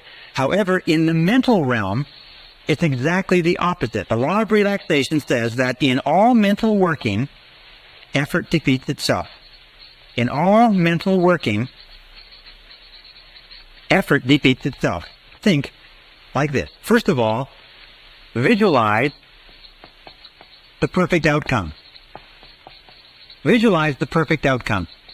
In other words, visualize, if you could script what was coming up, the interview with your boss, the sales presentation, so visualize the perfect outcome. In other words, the perfect outcome for a discussion about a raise would be the boss giving you the raise. The perfect outcome of a sales conversation is the person signing the sales order. The perfect outcome of a job application is getting a job. In this case, my friend's situation, his perfect outcome was a standing ovation. So he visualized a standing ovation. That's what he programmed into his mind. He saw the entire audience rising to their feet in a standing ovation at the end of the talk. Then affirm the visualization. In other words, it could be as simple as, this talk goes beautifully, or this talk is extremely successful, or I feel absolutely perfect going into this talk, or this talk is a complete success. In other words, live and affirm any event of importance, long, short-term, or short-term. What top performers do is they recall and relive excellence. They recall and relive excellence. In other words, they think of the last time that they engaged in a performance like this, and the satisfaction that they had, the pleasure that they had, the feeling of an excellent performance, and they take that feeling. It's almost like they have a screen here, and here is the screen. You take a split screen, and on this side of the screen, you recall the last time you did this in an excellent fashion. And on this side of the screen, you imagine the upcoming event. And then when you get this perfectly clearly in your mind, and you can see it with perfect clarity, that last triumph, that last success, the last sale that you closed, the last interview that went well, the last successful party or meeting or social engagement, then you transfer this into the new situation that's upcoming, and you transfer the feeling and the experience, and you overlay the two, so that as you anticipate the upcoming experience, you combine it with the feelings of success and pleasure and joy of the previous excellent experience. What that does is it programs the subconscious mind for you to go into that experience and engage in the same words, actions, and behaviors that got you the result of success and winning the last time. Now, what is the difference between winners and losers? Major difference between winners and losers. And you imagine what it is. Winners versus losers. It's simply this, is that we all engage in mental rehearsal. You, me, everybody. The difference between winners and losers is this, is that prior to every event, upcoming event, losers think of the last time they went into an experience like this and it didn't work out. They think of their previous failures. They vividly imagine and think about how embarrassed, humiliated, unsuccessful, how badly they felt, and the losers relive and recall failure and poor performance. The winners insist upon reliving and recalling excellence and success. So you can tell if you're destined to be a winner or a loser simply by looking at what you think about in each upcoming event. And if you just make the decision right now to think about what you desire, ask yourself, am I thinking about what I want to happen, or am I thinking about what I'm afraid will happen? Remember, the natural tendency is to think about what you're afraid of, not what you desire. So force your mind, using the law of substitution, take your mind off of what you fear and refuse to entertain it. There's a beautiful technique that I learned many years ago. Whenever you start to think about something that's causing you to be upset or anxious or tense, just say this word very, very loud to yourself. Say, stop.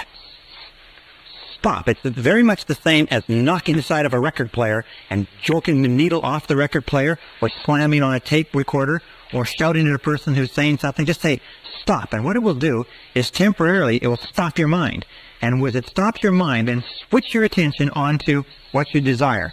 and insist upon thinking about what you desire. Every single time you find your thoughts drifting back to what you're afraid of, say stop and get your mind onto what you desire. Here's a very simple superior human being keeps their mind on what they want. The superior human being stops the negative thoughts. The superior human being concentrates on excellent performance. Now somebody will say, well, I've never done it before. How can I concentrate, or how can I recall and relive excellence? Easy. In your imagination, you can pretend and imagine that you've done this before. Pretend that you already succeeded at this. Think about how you would act if you were a superb success in this area. Walk as though you were a success. In neurolinguistic programming, they find that there is a physiological state or way of walking, talking, and acting that is consistent with every emotional state. And that if you walk and talk and act the same way you would if you felt confident, as we said earlier, you'll actually feel the feelings of confidence that go with the behavior. Very important. Now here's another technique. It's called standard programming technique or standard affirmation technique. And this technique is done with cards, index cards, or you can use just a series of goals on a piece of paper. Very powerful technique. What you do with this is that, and here's the steps to standard affirmation technique. You set your goal. You can set 10 to 15 goals. Your subconscious mind can work on 10 to 15 goals at a time. Of course, you have to have your goals in priority, but you don't have to worry about that. About 10 to 15 goals. Number 2 is you take twice daily, morning and evening. Twice daily, morning and evening. You take some time off, where number 3, you can be with no interruptions. And then you write out your goals, again in the form of positive present tense personal affirmations. Okay, goals as positive present tense personal affirmations on cards.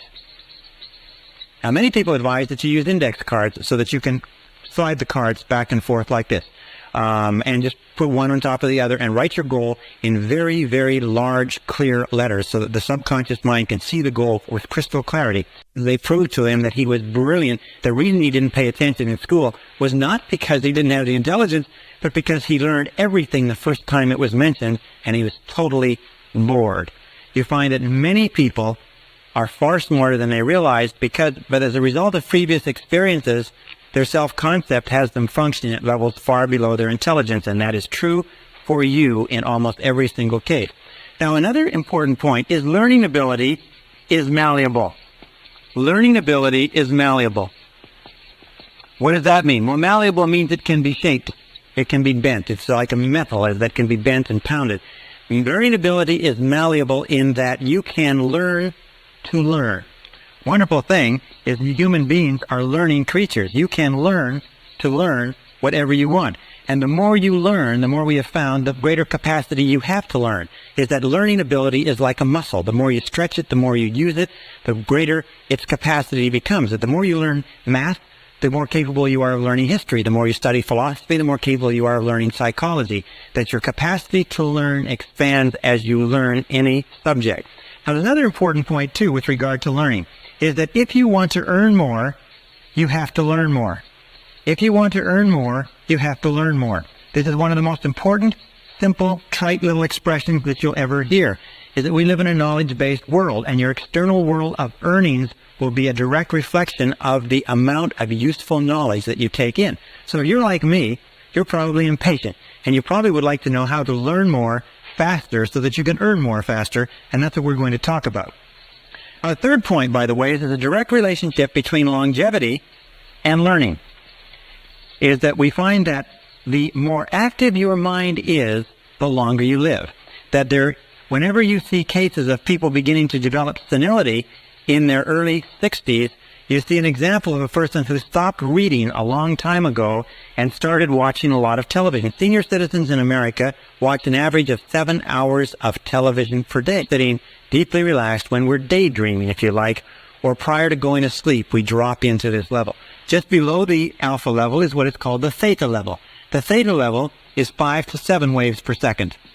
The theta level has, again, bigger waves, and this theta level is where we just are starting to drop into dreaming. It's called the the hallucinatory or illusionary area where we're starting to have dreams just before we fall asleep. Have you ever had the experience of being woken up just as you're falling asleep and being jerked out suddenly from this theta level? You weren't into delta, you weren't sound asleep, and you notice how jarring it is.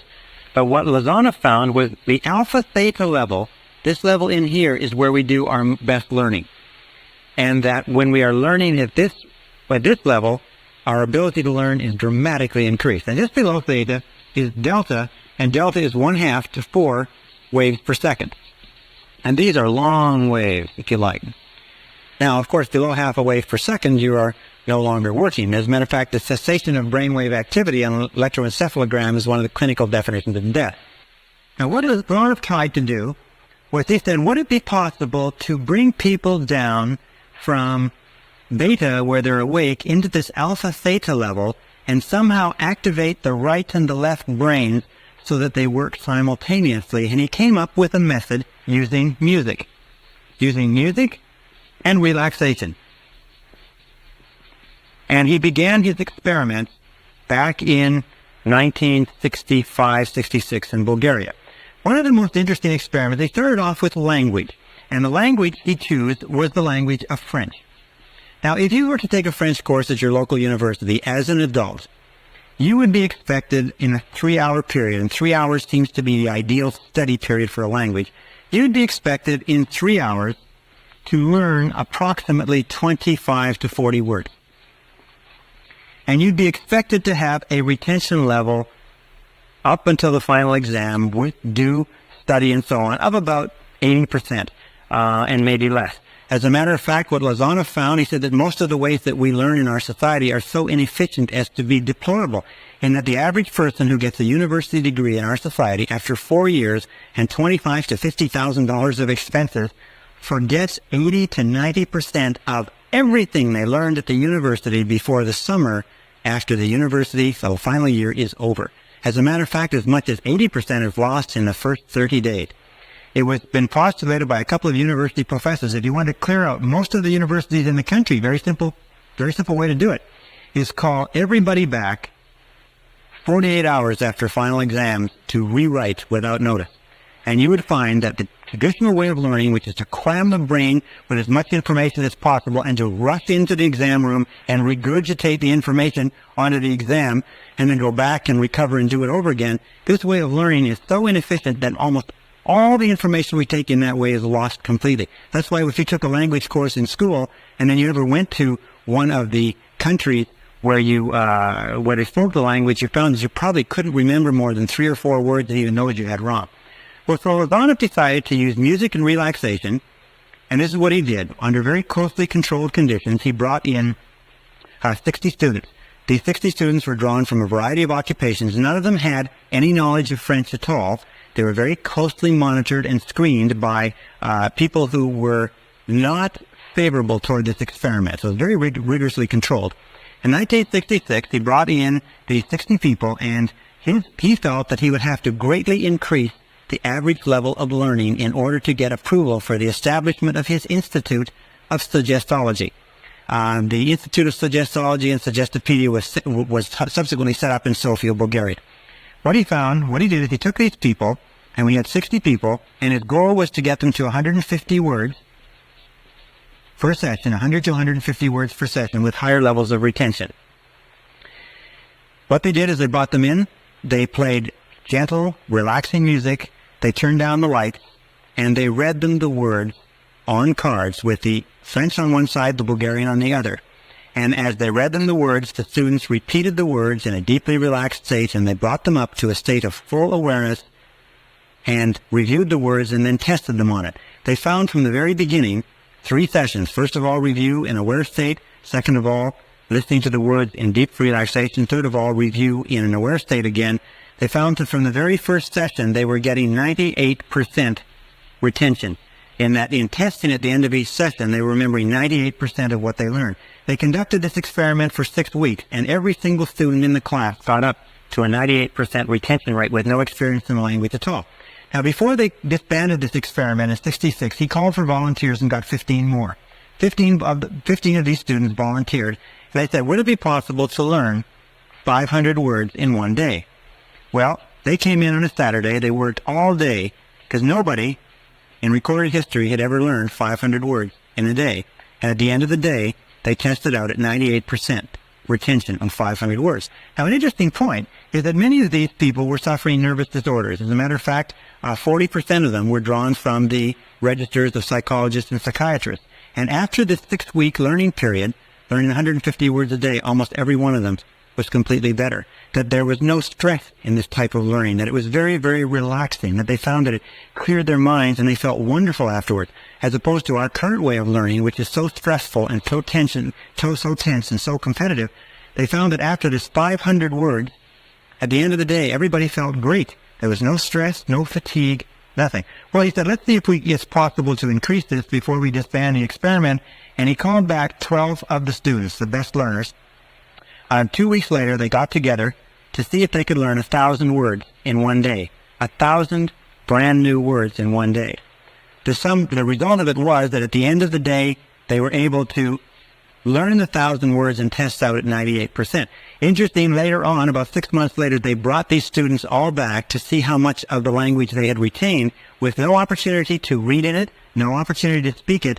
They found that they tested out at 69% recall without any review, and with one review, the entire class was back up to 98%. In other words, this method of music with a deep relaxation, dropping into alpha theta and activating both brains had led to a dramatic increase in learning ability. Now, in 1974, Lozanov, under a controlled experiment, got the rate up to 1,800 words in one day with 98% retention. In 1979, in a special experiment with selected students, Lozanov got the rate up to 3,000 words in one day. In other words, by activating the brain and with still 98% retention. Now, this is a phenomenal thing. It's almost an unheard of thing to believe. But what Lozanov has found is that the learning capacity of the brain is infinite. That the capacity of your brain to learn and to take in information. For example, if you speak English well, you probably speak and use about 1,200 to 2,000 words in the course of your day-to-day life. All you need is 2,000 words to be functionally fluent in any language. The average English-speaking person uses less than 1,200 words. As a matter of fact, some people, and especially as you go down the educational ladder, use sometimes less than 500 words in their entire language. But 2,000 words will enable you to read any newspaper, any magazine, watch any program, radio, television, except something of a technical nature. What Lozanov proved was that it's possible for a person to learn one language per day, permanently. Now, this learning technology is beginning to change the way that we learn. It's beginning to revolutionize all of our understandings about language. Lozanov, think it through, read it through, study it, and only study things with an aim in mind. Remember, you have to have a goal. Number 2 is you must have an intense desire to learn. You must have a desire. In other words, you cannot learn because somebody else wants you to learn. Number 3 is always study, when you can, with classical music. Gentle classical music with no words. Gentle classical music of any kind, especially music from the classical period of Mozart, Bach, Brahms, Dvorak, Beethoven, and Stravinsky, for instance. These composers have a classical 60-beat Baroque backbeat within their music. And if you play with classical music or even environmental sounds like the sounds of waves or the oceans, white music as it's called, you have that in the background, it relaxes the brain, it opens the left and the right hemisphere, and it allows information to come in through the left brain and be internalized into the right brain where it is stored in the seat of memory. So what you want to do is through music, you want to relax the corpus callosum, relax the brain so that information can flow in through the left brain and into the right. A 4th key point is spaced repetition.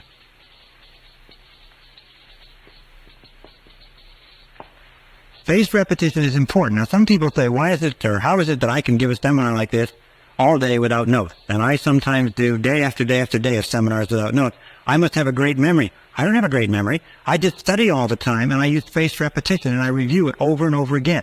There's another thing, too, by the way, is that the more you learn, the more you learn. When you start to study, remember that it takes practice to learn how to learn. It takes practice, practice, practice. Is that the more you practice learning how to learn, the more likely it is that you'll learn. The first few days when you're studying a new subject, you'll find it takes tremendous effort.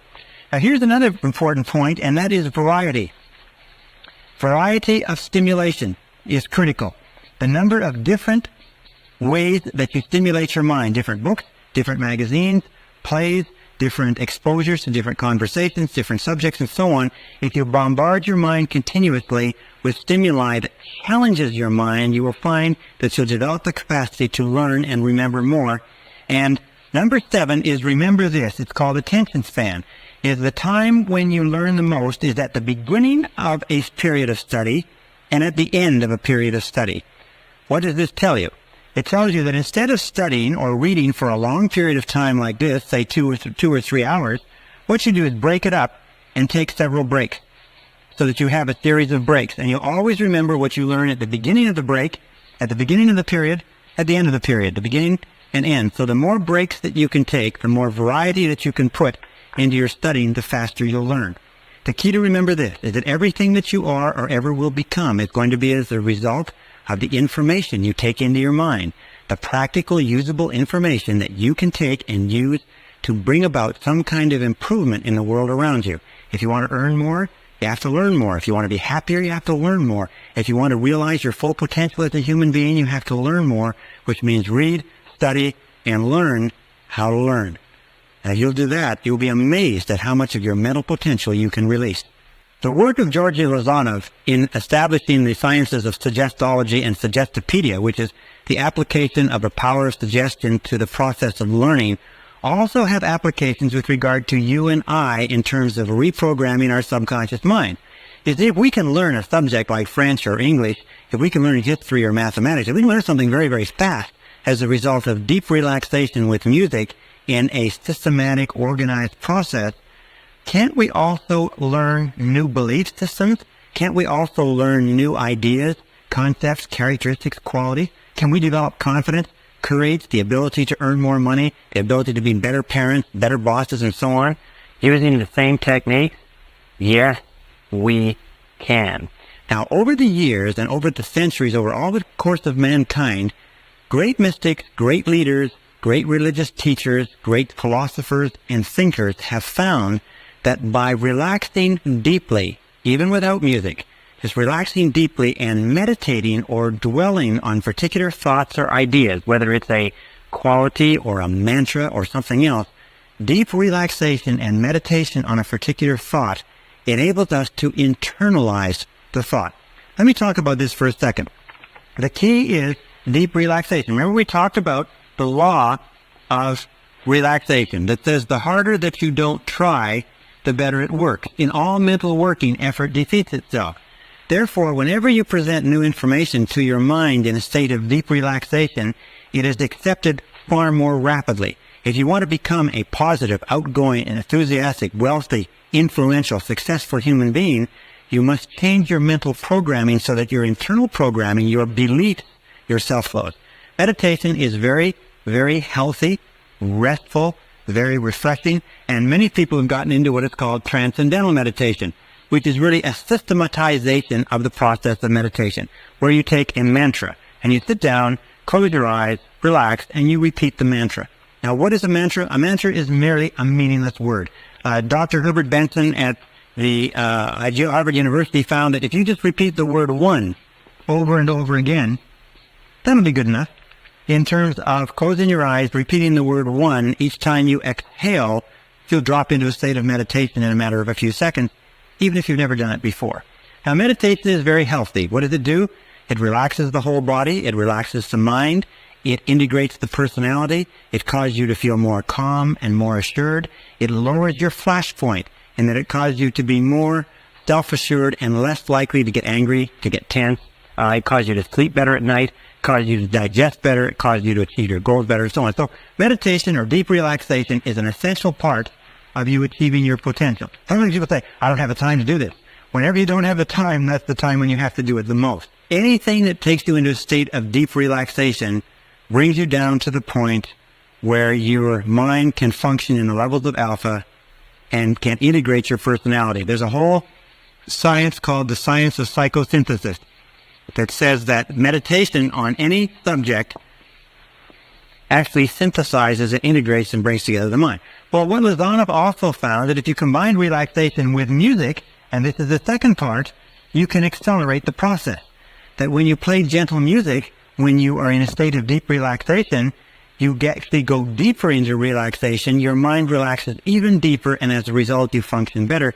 And if you combine relaxation plus music plus informational input, or the input of words or ideas, that you can learn at an accelerated rate. You can bring about rapid and permanent behavioral changes. On the market today, there's a great number of tests, by the way, where they will put music, there's sales messages, for instance, a sales organization, they will put a whole series of messages behind the music. They'll tell everybody that they're there. They'll say, you love to sell, you're a great salesperson, you love this product, you eagerly make calls, you are a good closer, you're a good prospector, you manage your time well. A whole series of messages like that, which will be played behind the Muzak system, and they will find that sales will go up 10, 20, 30, 40, 50%. In some warehouse operations, they have systems where they'll have a Muzak system that says, do not steal from your employer, do not pilfer from the warehouse, and so on. They'll find that theft and pilferage will drop 20, 30, 40% in a matter of a very short period of time. Now, this brings us to what we call taped affirmation, which is progressive relaxation with music. Taped affirmation is absolutely wonderful. Taped affirmation is a way of putting your goals onto a tape with music and playing them over and over to yourself in a relaxed state so that they bypass the conscious mind, drop into the subconscious, and begin to come true in your reality. I began using taped affirmation several years ago. I have now thousands of graduates who use taped affirmation. I'll just tell you this, is that every single goal I have ever put on a musical tape and played to myself over and over again has materialized in my reality. Every single one of them has come true, and some of them in a surprisingly short period of time. This is one of the most astonishing discoveries. Like taped learning is one of the most astonishing discoveries in education. Taped affirmation is one of the most astonishing discoveries in the whole process of goal setting and goal achieving. You can change your personality, achieve goals, increase your income, lose weight, quit smoking. You can do remarkable things with your life, and you can do it rapidly and permanently using this method. Now, here's some of the keys to taped affirmation that you should understand. Number one is a form of progressive relaxation with music. Progressive relaxation is a method of going through the body with words and relaxing each muscle group. So when you play the tape, you will hear a voice that will count you down and be more and more relaxed, and each part of your body relaxes deeper and deeper and deeper, and you get more and more and more deeply. It makes no impression on our subconscious. So when you make a tape that you listen to, it's always you taking the message in. When you speak to yourself, it's always I. I am, I can, I do. A third point is that this is healthy. This is relaxing. And this is refreshing. You will find that if you play this tape, which is about 20 minutes, and we're going to give you this tape in a little while, if you play this tape, when you come home in the evening, if you play it in the middle of the day, it's better than a nap. It's better than taking a sleep. It's better than a steam bath, because it will relax you, it will refresh you, and you'll feel healthy. And even if it does nothing else, it makes you feel great. Now, the third or fourth requirement is that you do it twice daily. Optimum is to do it twice daily, morning and evening, and do it on an empty stomach. The very best time to play this tape is in the morning before you have breakfast, and the evening after you come home but before you have dinner. If you can only do it once a day, do it in the evening. It's better than a drink. It's better than a Valium. It's better than a Librium. It will refresh you, pick you up, smooth your personality, make you feel just great about yourself. So do it twice daily. Number 5 is that we use relaxing, gentle music. Now, you can use almost any music you like. The slower, the more relaxing, the more classical music that you use. You can use Baroque. You can use the sound of the ocean. You can use gentle classical music from any piece that you like. But relaxing, gentle music in the background is what causes the mind to relax and relax and relax. You can use flute music, you can use guitar, you can use violin, you can use anything that is relaxing to cause you to calm and settle down, but not music or anything that has words to it. Now, another characteristic of this is that the position that you use, we call this assuming the position, is to sit erect, relax, eyes closed. We call this assuming the position. And basically the position is you sit in a chair, you sit completely erect, you put your hands on your lap, not touching, close your eyes, take a deep breath, and just listen to the tape. The tape is complete. All you have to do is put it on, and it will count you down into a state of deep relaxation, very much like this, into a state of deep relaxation. While you're in that state of relaxation, it will play a series of 10 affirmations, 5 each. And at the end of the 10 affirmations, it will then count you back out to a state of full awareness. The entire process takes 21 minutes, maximum. Very simple, completely harmless. You don't have to worry about it. Now, it's very important with regard to this position that you be sitting erect. Some people say, well, can I do it before I go to sleep? Well, what happens if you try to do it in bed or laying down is one of two things. Either you fall asleep, and when you fall asleep, the message stops going into the subconscious mind, or number two is you will become so relaxed and refreshed that you'll wake up and you'll be unable to sleep. The best time to do this is not before you go to bed, unless, of course, your powerful effect on your subconscious is what you say to yourself and believe. If a person were to say to you, you sure look good today, and you say, yes, I do. Notice how much better you would feel about that than if you say, no, I don't. I look a little bit ragged. So always agree and accept it. Repeat it. The number 11, important point on this, is to do it over and over again until it becomes a habit.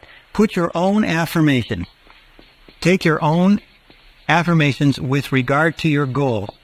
For instance, if you want to lose weight, put your ideal weight on there. If you want to increase your income, put your ideal income on there. If you want to change your temperament, put your temperament. If you want to be a better time manager, put better time management. Do you want to be more creative? Then put creativity on there. Do you want to have more energy? Then put energy on there. Do you want to sleep at night? Then put sleep at night on there. Anything that you desire in life, you can accomplish using this method and using the instructions that we've given you. If you want to make your own tape, it's very simple. Pick a piece of relaxing music. We started this seminar asking the question, why is it that some people are more successful than others? And a friend of mine who's been working in this industry for many years told me a story that I think you'll enjoy and which I found very relevant. He said that he invited, as the deacon of his church, he invited a Jewish gentleman to come to his church, a Christian church, and speak to the congregation on comparative religion, how the Jewish religion compared with the Christian religion. Well, the Jewish gentleman came after several weeks, and he stood up, and he began his talk. And he said, ladies and gentlemen, he said, I've examined your books, and I've examined our books. He said, I've examined your basic teachings, and I've examined our basic teachings, and I've come to this conclusion. He said, the Bible and the Talmud and all of our books say that the two great rules of life are to love God and to love your neighbor as yourself. He said, ladies and gentlemen, all else is commentary. All else is commentary. He said, we've been working in the field of success for 25 years, and we sat down around the table not too long ago, and we said, what is success? What are the determinants of success? And the unanimous conclusion was simply this. Ladies and gentlemen, success is goals, and all else is commentary.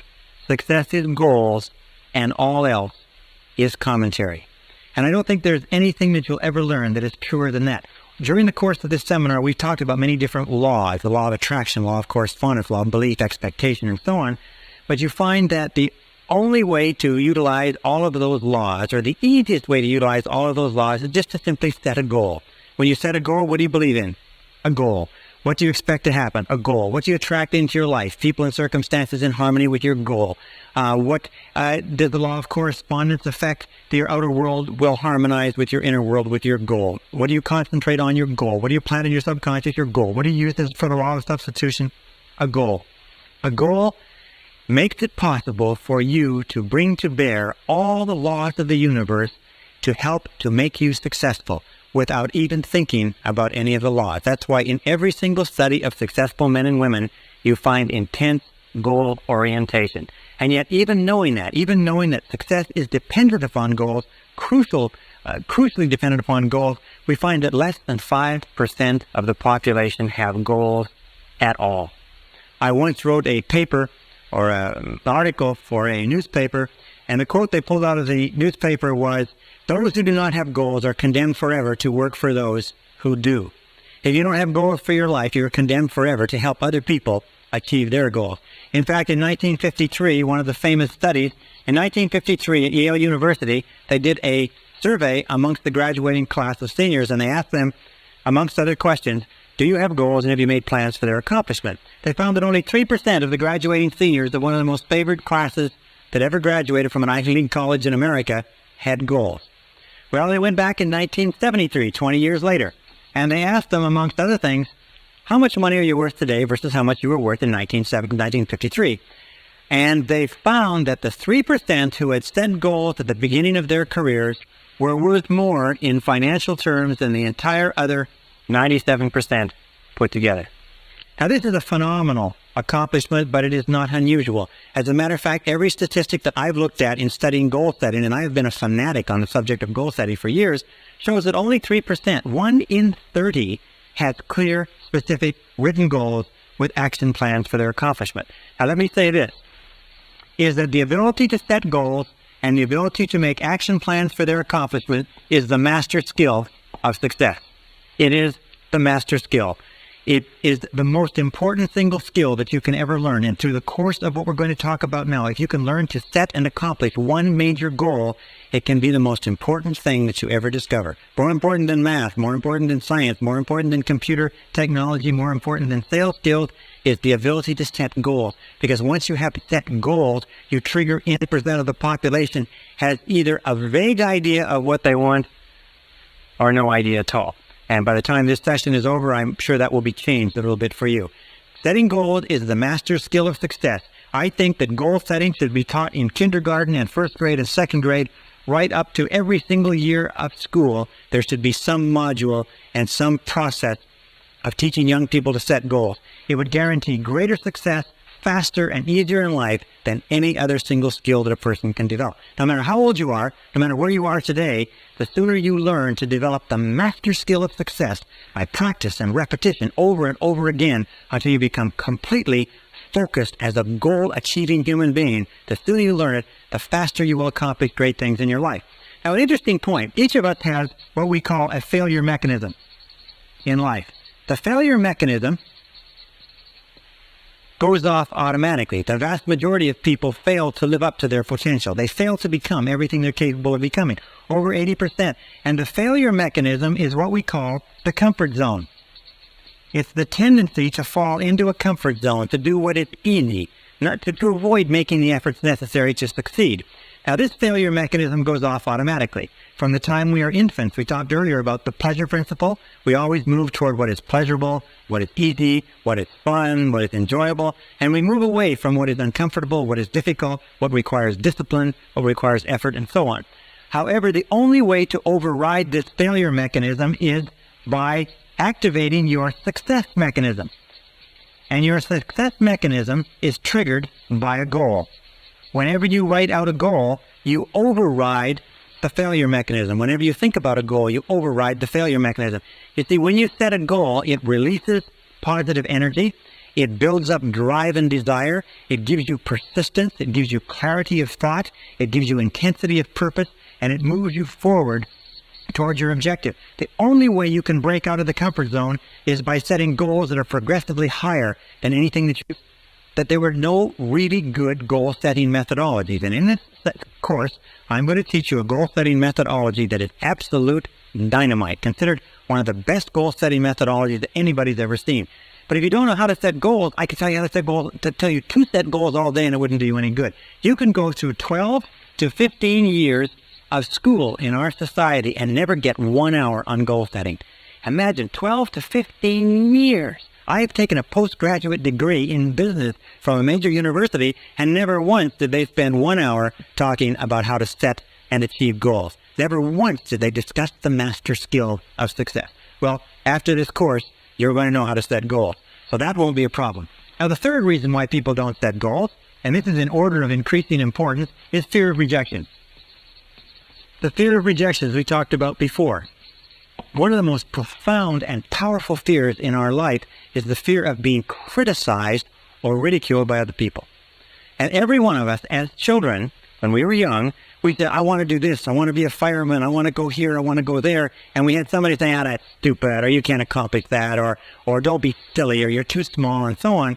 And what we learned at a very early age is that if we talked about a goal or something that we wanted that was bigger than we were, the most important people in our lives would ridicule us and would criticize us and make us feel bad and small.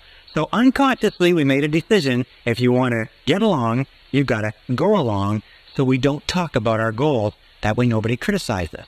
Now, as adults, we fall into the trap, an unconscious habit, we fall into the trap of not setting goals at all, and not talking about goals and not thinking about goals, then nobody can criticize you. And I will tell you this, that 80-90% of the people around you, if you decide you're going to do anything from finding a new parking spot to finding a new job or a new marriage, they will tell you that it can't be done. They'll tell you all the reasons, and they'll line them up, and they'll try to discourage you from doing anything different than you're doing. So here's the key. Keep your goals confidential. Keep goals confidential. Don't discuss your goals with anybody, except that the great majority of people are threatened by anybody who has a goal. They're worried. It makes them feel inferior and inadequate because they don't have goals of their own. So only discuss your goals with people who also have goals of their own. Discuss them with the people close to you whose help you need to accomplish them, but just don't discuss your goals with people at random, and don't give them a chance to shoot the goals down.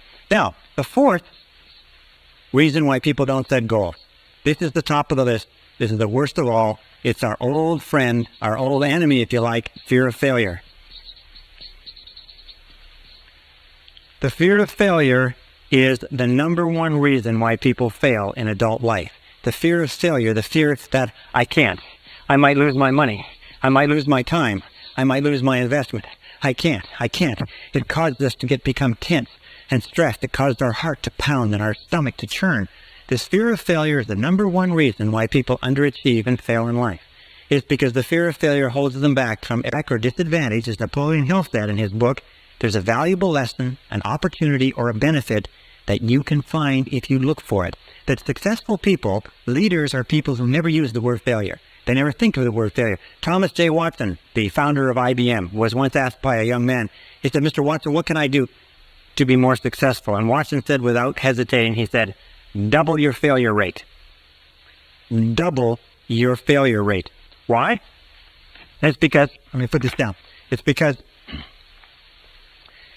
if you look at the life stories of successful men and women, if you look at the life story of a person like Thomas Edison, one of the greatest failures in history. Thomas Edison, in the course of his lifetime, patented 1,052 devices at the U.S. Patent Office. Over 1,000 of those devices were actually turned into commercial products that made enormous amounts of money. Edison was also the greatest failure in the history of invention.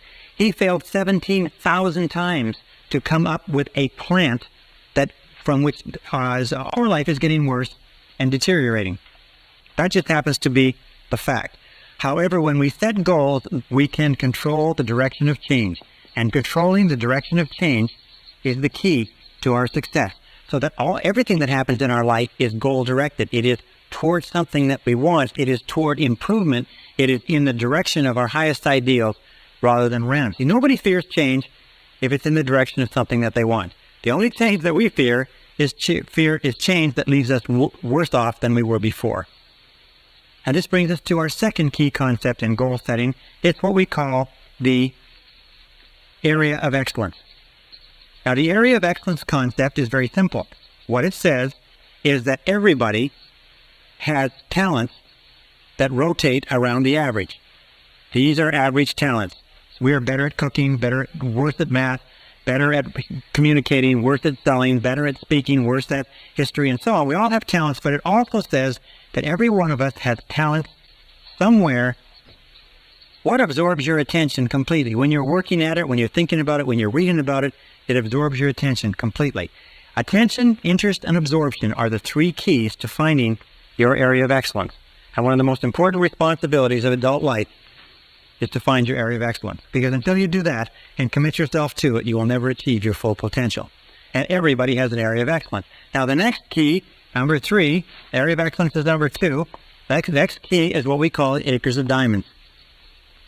And the acres of diamonds theory comes from a story about an old farmer who went off seeking diamonds in Africa, sold his farm, wrapped up everything, went off seeking diamonds, ran out of money, and finally died, poor, impoverished, and alone. And meanwhile, back on his farm, the new owner went out and discovered some of the biggest diamonds in history. The Acres of Diamonds philosophy says that under your own feet, right now, in almost all cases, is everything that you're looking for. Right now, contained within your own talents, your own ability areas. Number 1 is you need personal and family goals. Now, your personal and family goals are the goals that, more than anything else, determine the quality of your emotional life, determine how good you feel about yourself and life. And your personal and family goals, you need about 3 to 5. These are the reasons why. These are the why of your life. This is why you're alive in the first place, which is to achieve a life that is significant and important and pleasurable to you. And you must never sacrifice these for anything else. The second set of goals are business and career goals. Now, your business and career goals are the way that you earn the wherewithal. They're the way that you fulfill your potential as a productive member of society. They're the way you make a contribution. These are the what goals. But remember, these are not as important as the why. The natural tendency for us, if we're not careful, is we get so caught up in the what, the business and career goals, that we forget the personal and family, which are the reasons why we started in the first place. And you need 3 to 5 goals in the business and career area, and number 3 in your life. Now, it doesn't mean you can't have several goals. You can have 10 to 15 goals going. You can have 200 to 300 if you want, but you have to have one. If somebody were to wake you up in the middle of the night and give you a steak and say, what is your major definite purpose? You should be able to open your eyes and be able to tell them just like that. Your major definite purpose must be measurable. In other words, you can't have a major definite purpose to be happy. I had one woman come up to me and she said her major definite purpose was world peace. And I said, well, your major definite purpose, in order for it to have any meaning for you, in order for it to give purpose and direction to your life, has to be under your own control. It has to be measurable. It has to be specific. It has to be tangible. It has to be something that you can do or have or be. It has to be something that when you've accomplished it, you can look at it and say, here it is, it's achieved. It can't be something nebulous, because setting a big, broad, unbounded goal is a way that we trick ourselves into setting no goals. Here it is. Question number 1 is, what are your 5 basic values in life? What 5 things do you value most in life? Number 1 question. You have 60 seconds to answer this question, counting right now. What things do you value most in life? Your home, your car, your family, your income, your job, your career, your spiritual development, your health, your wealth, your stereo set, your new hubcaps, your intelligence, your intellectual growth. What 5 things do you value most in life? 30 seconds. Write the first 5 things that come to mind. And once you've written the answer to this question, your 5 basic values, organize them in order of priority. What is the first one? What would be number 1 if you had to throw away the other 4? What would be number 2 if you had to throw away the other 3? What would be number 3, and so on? Organize them in order of priority, number 1 through number 5.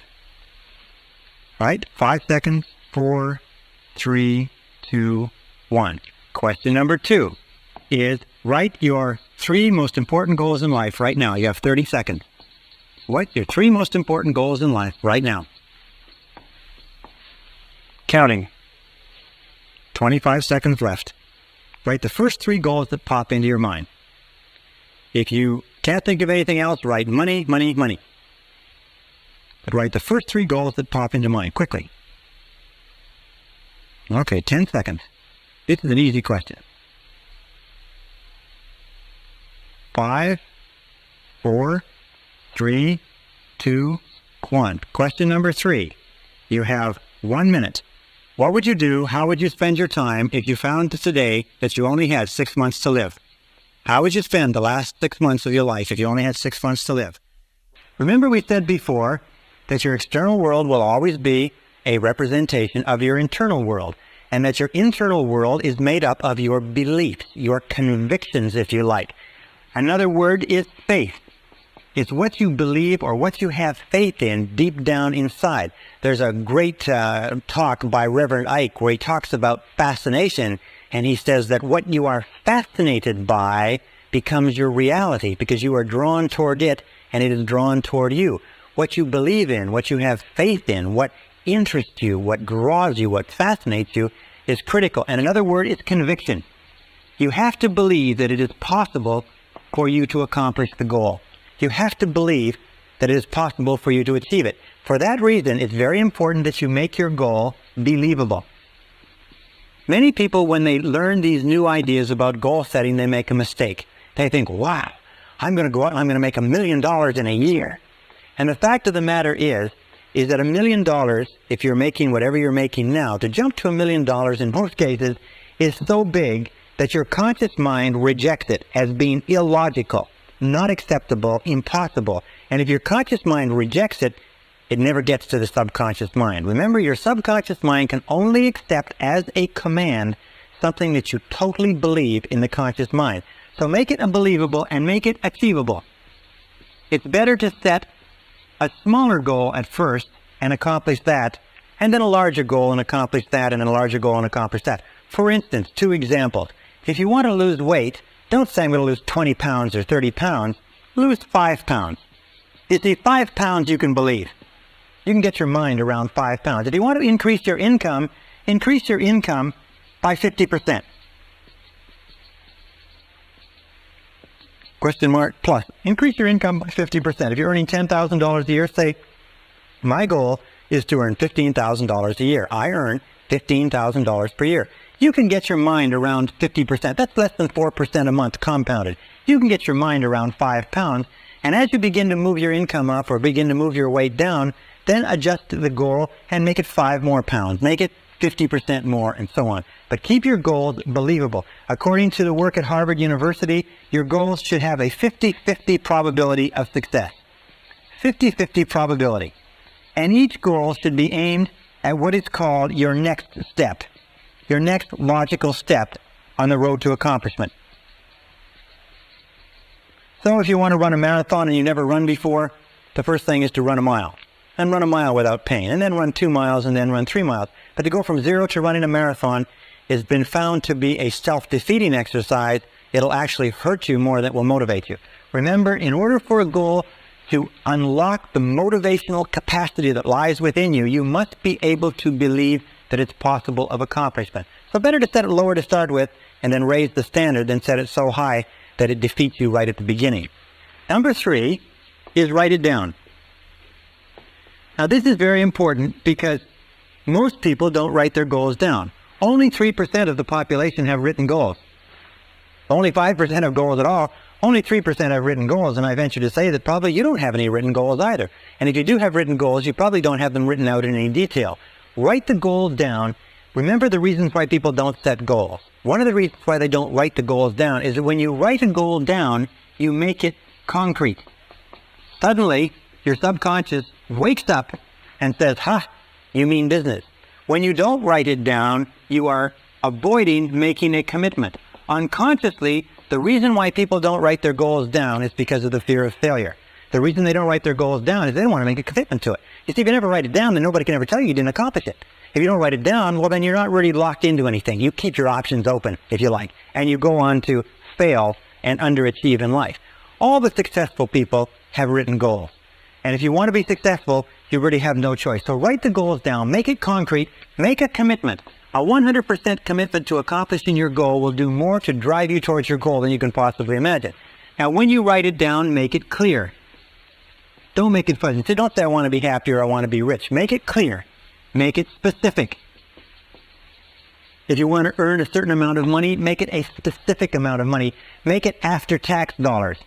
If you want to start a business, make it a profitable business. If you want to get into a relationship, make it a happy relationship. But make it clear, specific, and use vivid words or vivid language. Because the more vivid the language is, the more rapidly the subconscious accepts it. Emotional words like warm, exciting, powerful, loving, happy, dynamic.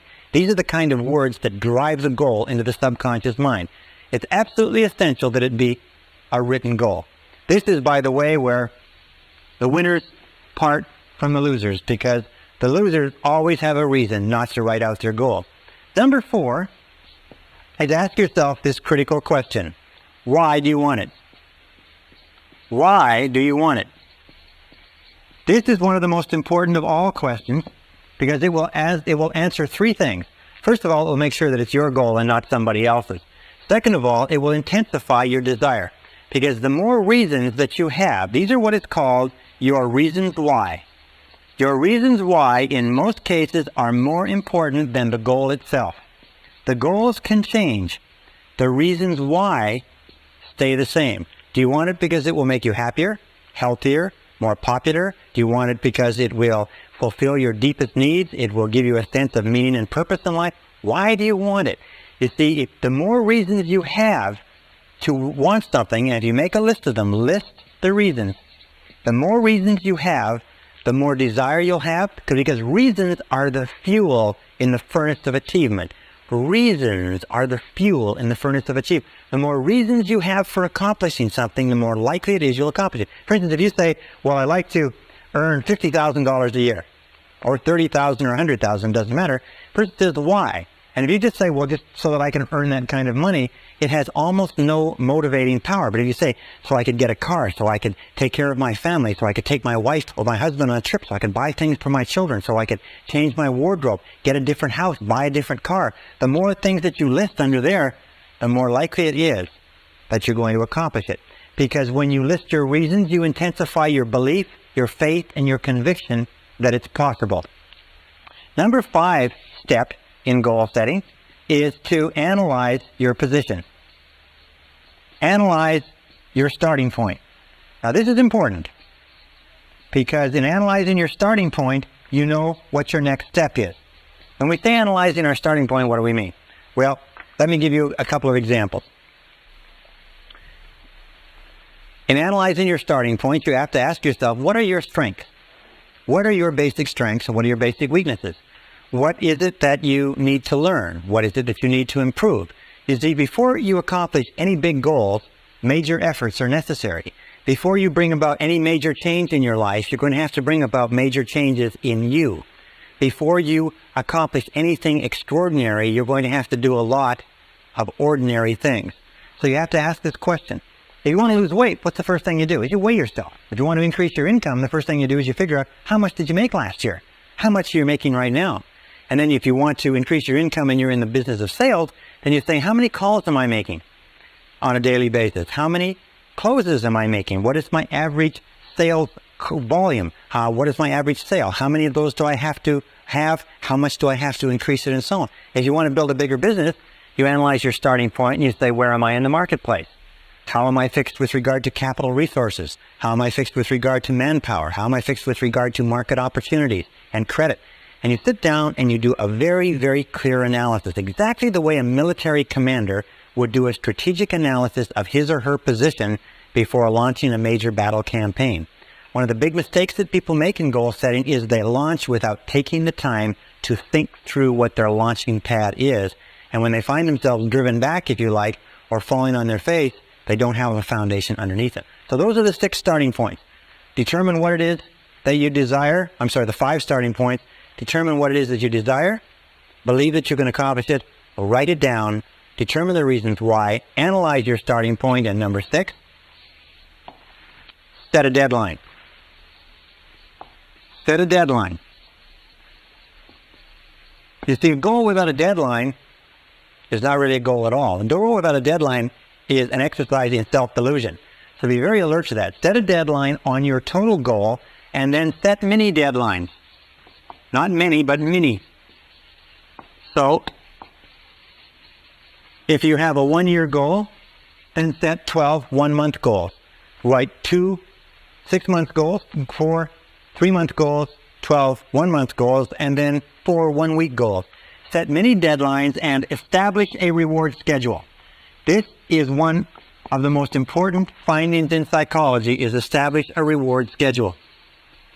Is that if you will give yourself a small reward, and we find that many of the most successful men and women that we've studied have little games with themselves. If it's nothing more than every 3 phone calls, they give themselves a jelly bean.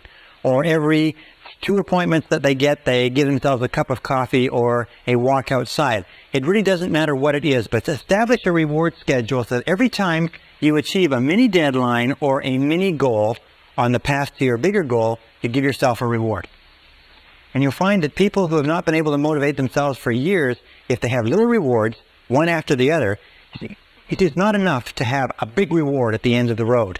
As human beings, we're almost like kids. We have to have a whole lot of little rewards on the way, a whole lot of little jelly beans on the way to the birthday cake or the birthday party. So set yourself a reward schedule. It may be buying a new article of clothing. It may be taking a trip.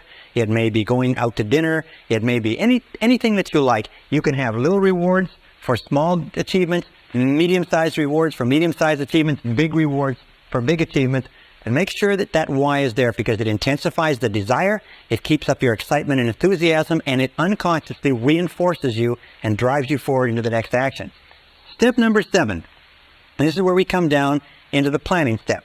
Step number 7 is this, is identify the obstacles you will have to overcome. Identify the obstacles. One of the things that we know is that obstacles equal success. Success means obstacles, that there is no success without obstacles. As a matter of fact, obstacles come to instruct, not to obstruct. Instruct versus obstruct. Remember this, every obstacle or difficulty that you meet on the way to your goal has come to instruct you in some way. So identify the obstacles you're going to have to overcome on the way to your goal. One of the things that holds people back from great accomplishment is that they see that there's an enormous number of obstacles that they have to overcome. It's like the settlers coming across the prairies 100 years ago saw those enormous Rocky Mountains and said, how are they ever going to get through that massive mountain range of mountains?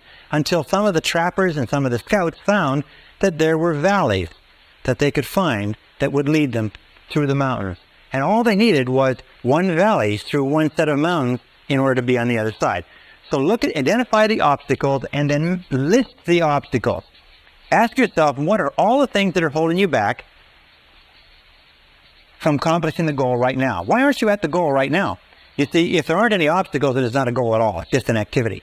So what's standing between you and the obstacle? Also, be grateful for obstacles, because it's obstacles that assure that there is success at the other end. Where there are no obstacles, where there are no difficulties, where there are no challenges to overcome, there's no possibility of success either. And then set priorities on your obstacles. In other words, look at them and say, of all the things that are standing between me and my goal, which one is number one? Which is the number one obstacle? Imagine that this is you, okay? Hope you can see that this is you, and here is your goal. Well, now on the way to your goal, there's a road, and the road twists and turns. And on the way to the goal, there's a little few obstacles, and there's pitfalls, and there's deadfalls, and so on. But somewhere on the way to this goal, there's also what we call the rock. Now, your rock is your major obstacle. The rock is the major thing that is stopping you from achieving your goal in the quality and the quantity that you desire. One of the most important things that you can do is ask yourself, what is your rock? What is the major boulder? What is the big obstruction that stops you from getting from here to there? Identifying the rock is one of the marks of the strategic thinker, and identifying the rock is one of the key things you do. Why?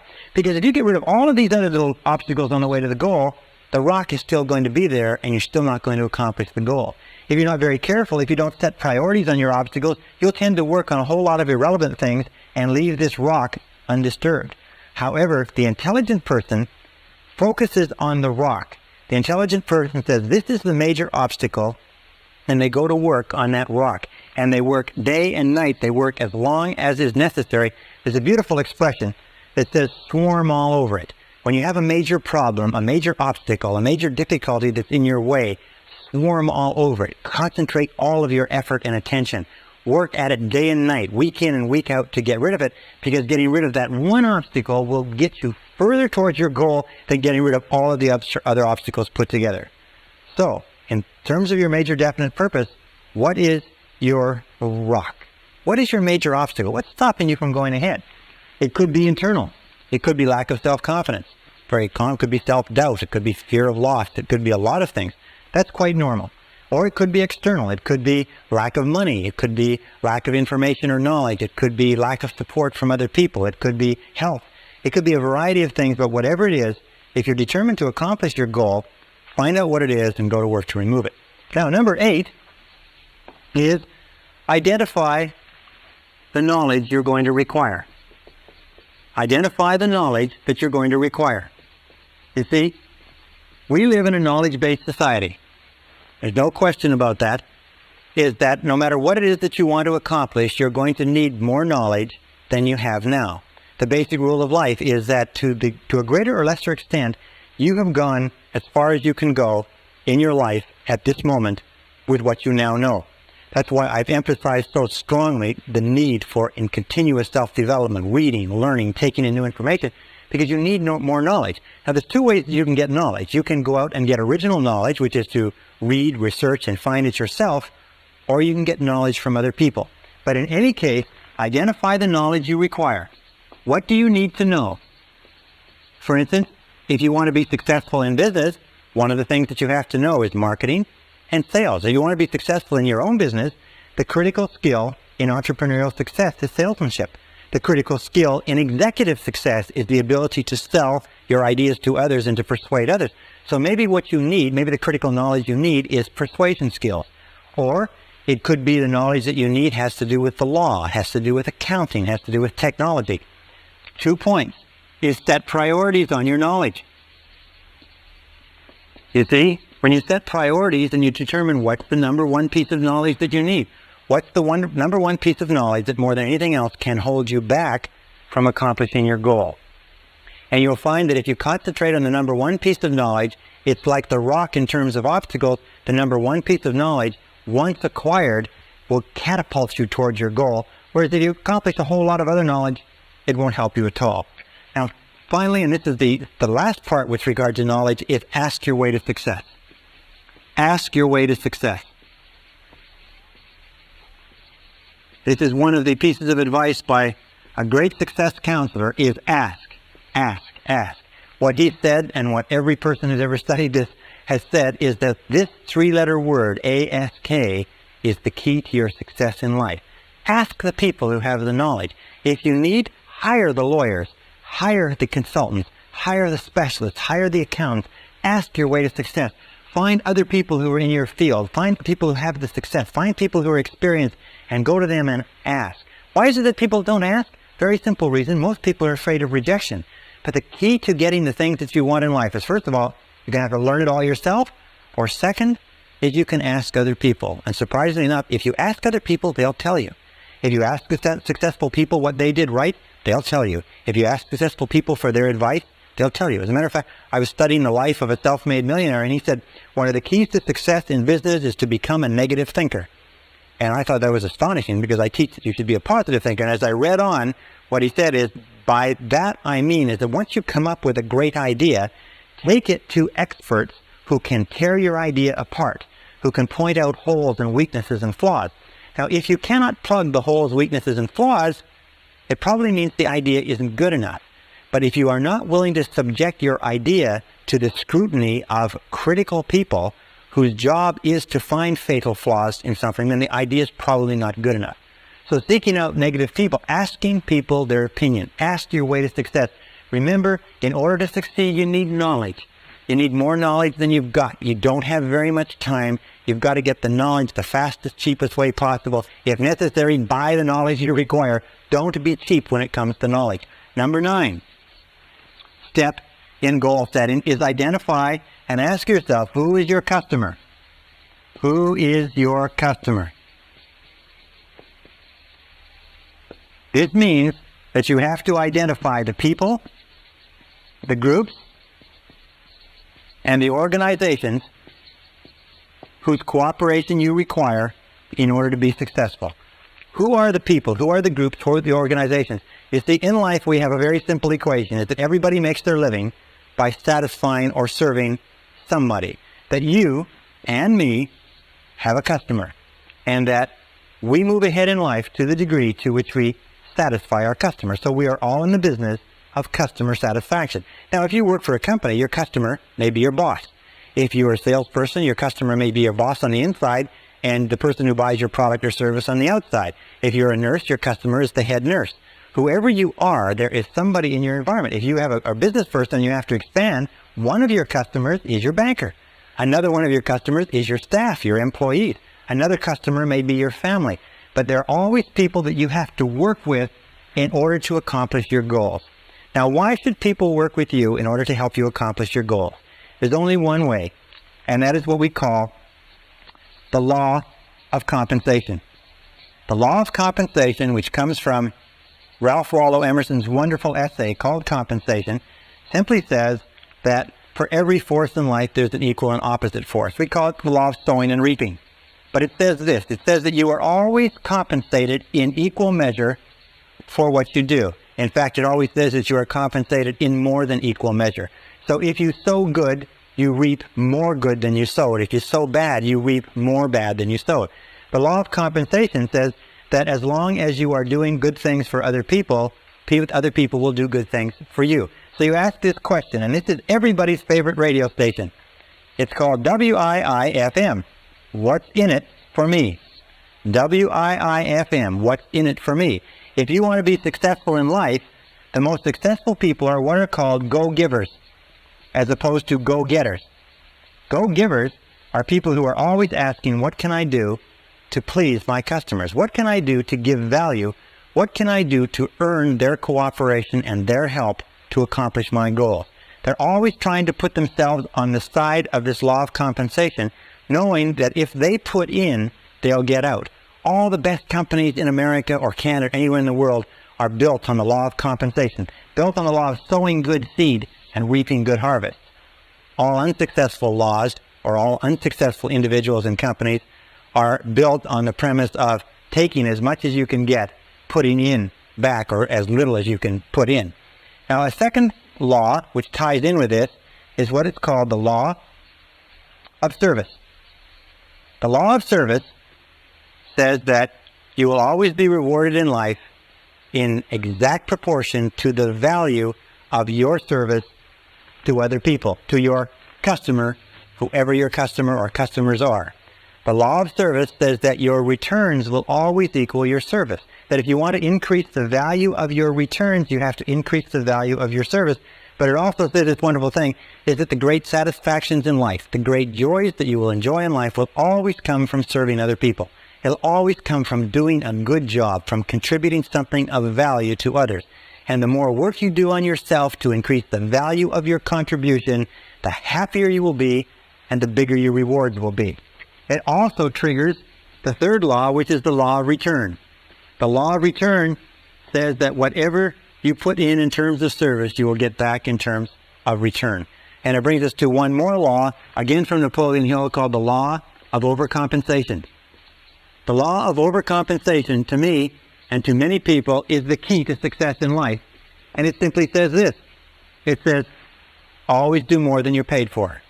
Always put in more than you take out. Always go the extra mile. Always do more than you're paid for. You can never be paid more than you're getting now until you do more than you're being paid now. And you put yourself on the side of the angels when you put in more and more than you're being paid for. Number 10 is make a plan. Make a plan, and make the plan over and over. All successful men and women are successful planners. And how do you make a plan? Simple. A plan is a list of activities. In other words, you just identify from everything that we've talked about, what are the activities that you have to engage in to achieve your goal. And then you organize the list, just like a ladder. You organize the list in terms of priorities and in terms of time. What you have to do first, what you have to do second, what's more important, what's less important, and then you take action and get going on your plan and continually revise the plan. Number 11 is visualization. Visualization is worth all of the other 10. Visualization is create a clear mental picture of the goal that you desire. Create a clear mental picture and then imagine or image the result. Get a clear mental picture and see your goal as already realized.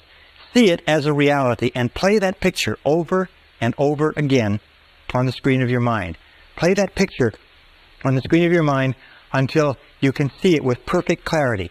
Design it, draw it out, do whatever is necessary in order to create that mental picture, and then think about that mental picture. Think about your goal as a reality over and over again. Repeat it until you impress it deeper and deeper and deeper into your subconscious. Number 12 is back your plan with determination and persistence. Back your plan with determination and persistence. In the final analysis, the key to your success is your ability to hang in longer than anybody else.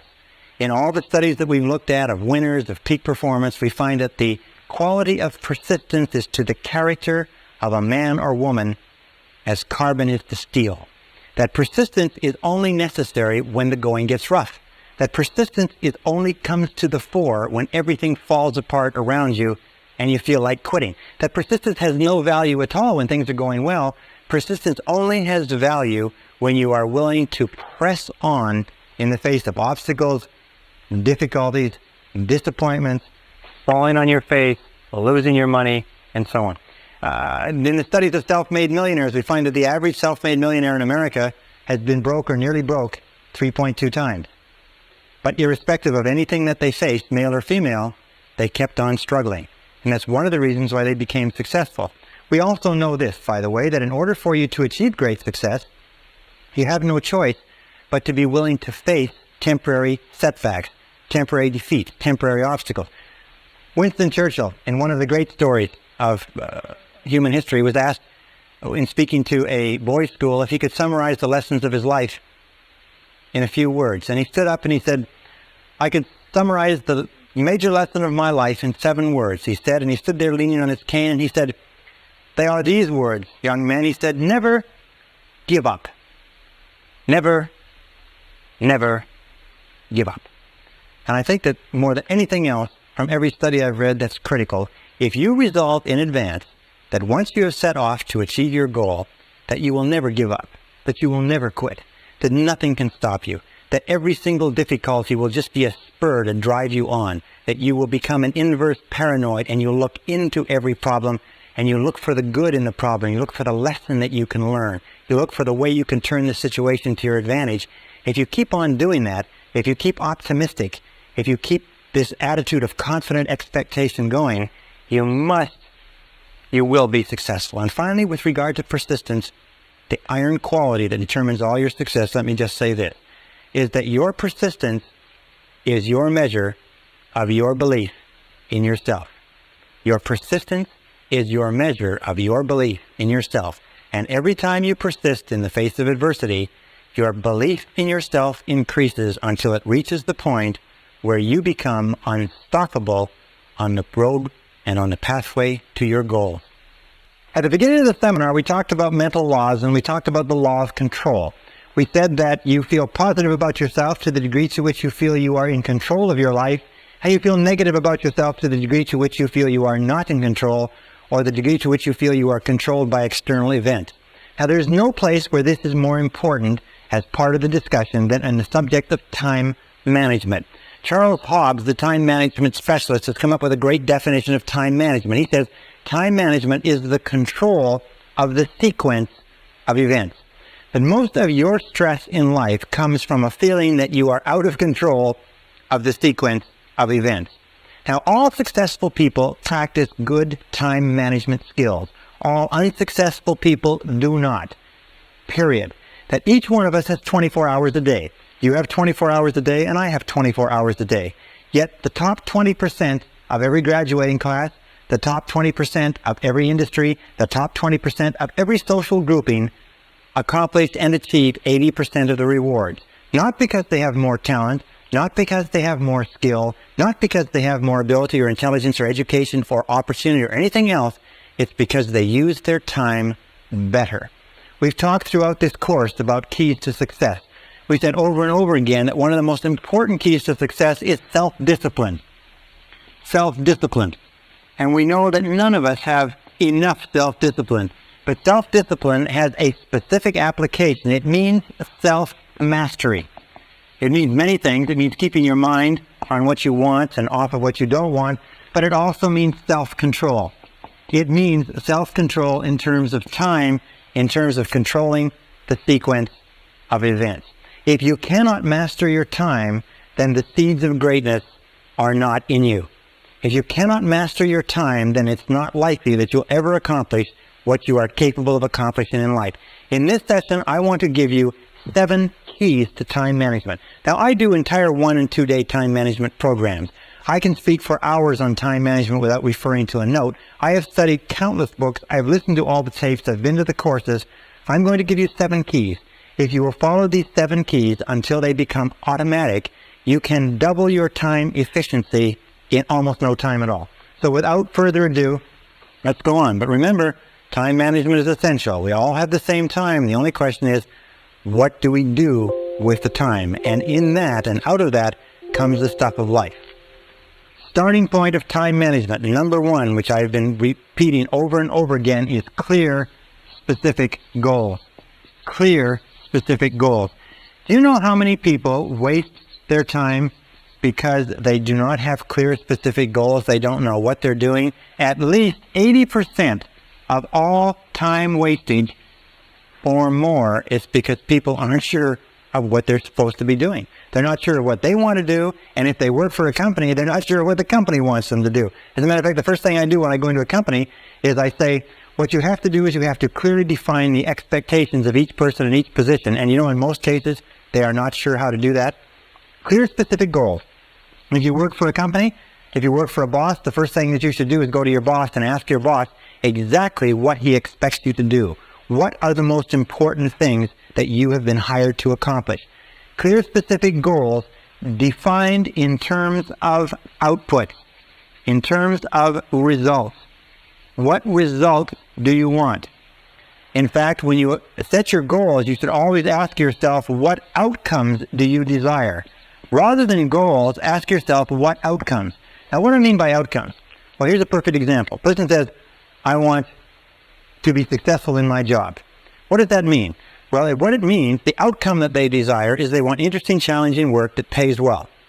And sometimes we find ourselves working at a job where it's not interesting or challenging, and we can't understand why we can't get any satisfaction out of it. Or a person says, I want my relationship to work.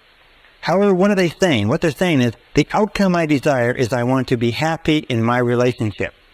And it doesn't matter who you're happy with. If the outcome is clear that you want to be happy in a relationship, it's very different from insisting upon being happy in this relationship. Another thing, person says, I want to be rich. Well, you say, what does rich mean? What would rich look like? What would your outcome be if you were rich? How much would it take to accomplish that outcome? And then you start looking, you say, well, if I had a certain amount of money, I'd be able to do this, I'd be able to do this, I'd be able to do this. And sometimes you find that it's possible to achieve that outcome without accomplishing that kind of financial acquisition. Sometimes you find you cannot achieve the outcome you desire in life from the work that you're in. So be alert to outcomes. Clear, specific goals written down. Step number 2 is clear, written plans. As we talked about before, clear, written plans. And organize your plans, if you like, in a list of activities so that you know all the things that you have to do. These 2 alone, taking the time to plan, they say every minute spent in planning will save you 5 to 15 minutes in execution. And action without planning is the cause of almost every failure. Action without planning is the cause of almost every failure. So clear written plans and clear lists of activities to work on, as we talked about in previous sessions. Step number 3 is make a list. All successful time managers work from lists. All unsuccessful people don't bother to write lists. Make a list for every day. Make a list for every week. Make a list for every month. Be a chronic list maker. When you have a series of things to do, the first thing you do is grab a piece of paper and write a list. Think on paper.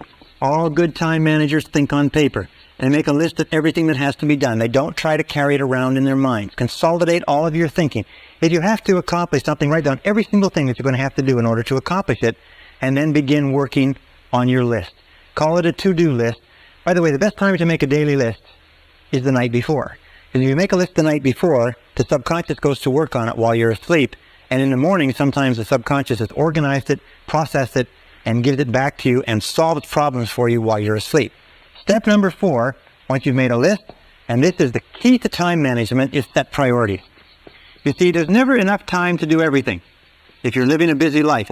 But there's always enough time to do the important things if you can decide what they are. Setting priorities means using the 80-20 rule. The 80-20 rule says that 80% of the value of what you do comes from 20% of what you do. If you have a list of 10 things to do, that 2 of those things will be worth all the rest put together. Setting priorities means always looking at what is called the vital few versus the trivial many. The vital few versus the trivial many. The 1 or 2 things that you can do that make a real difference. Now, most people waste their time not because they're not working hard or not because they're not busy, it's because they're working on the trivial many, and no matter how many of them they do, it doesn't make any difference.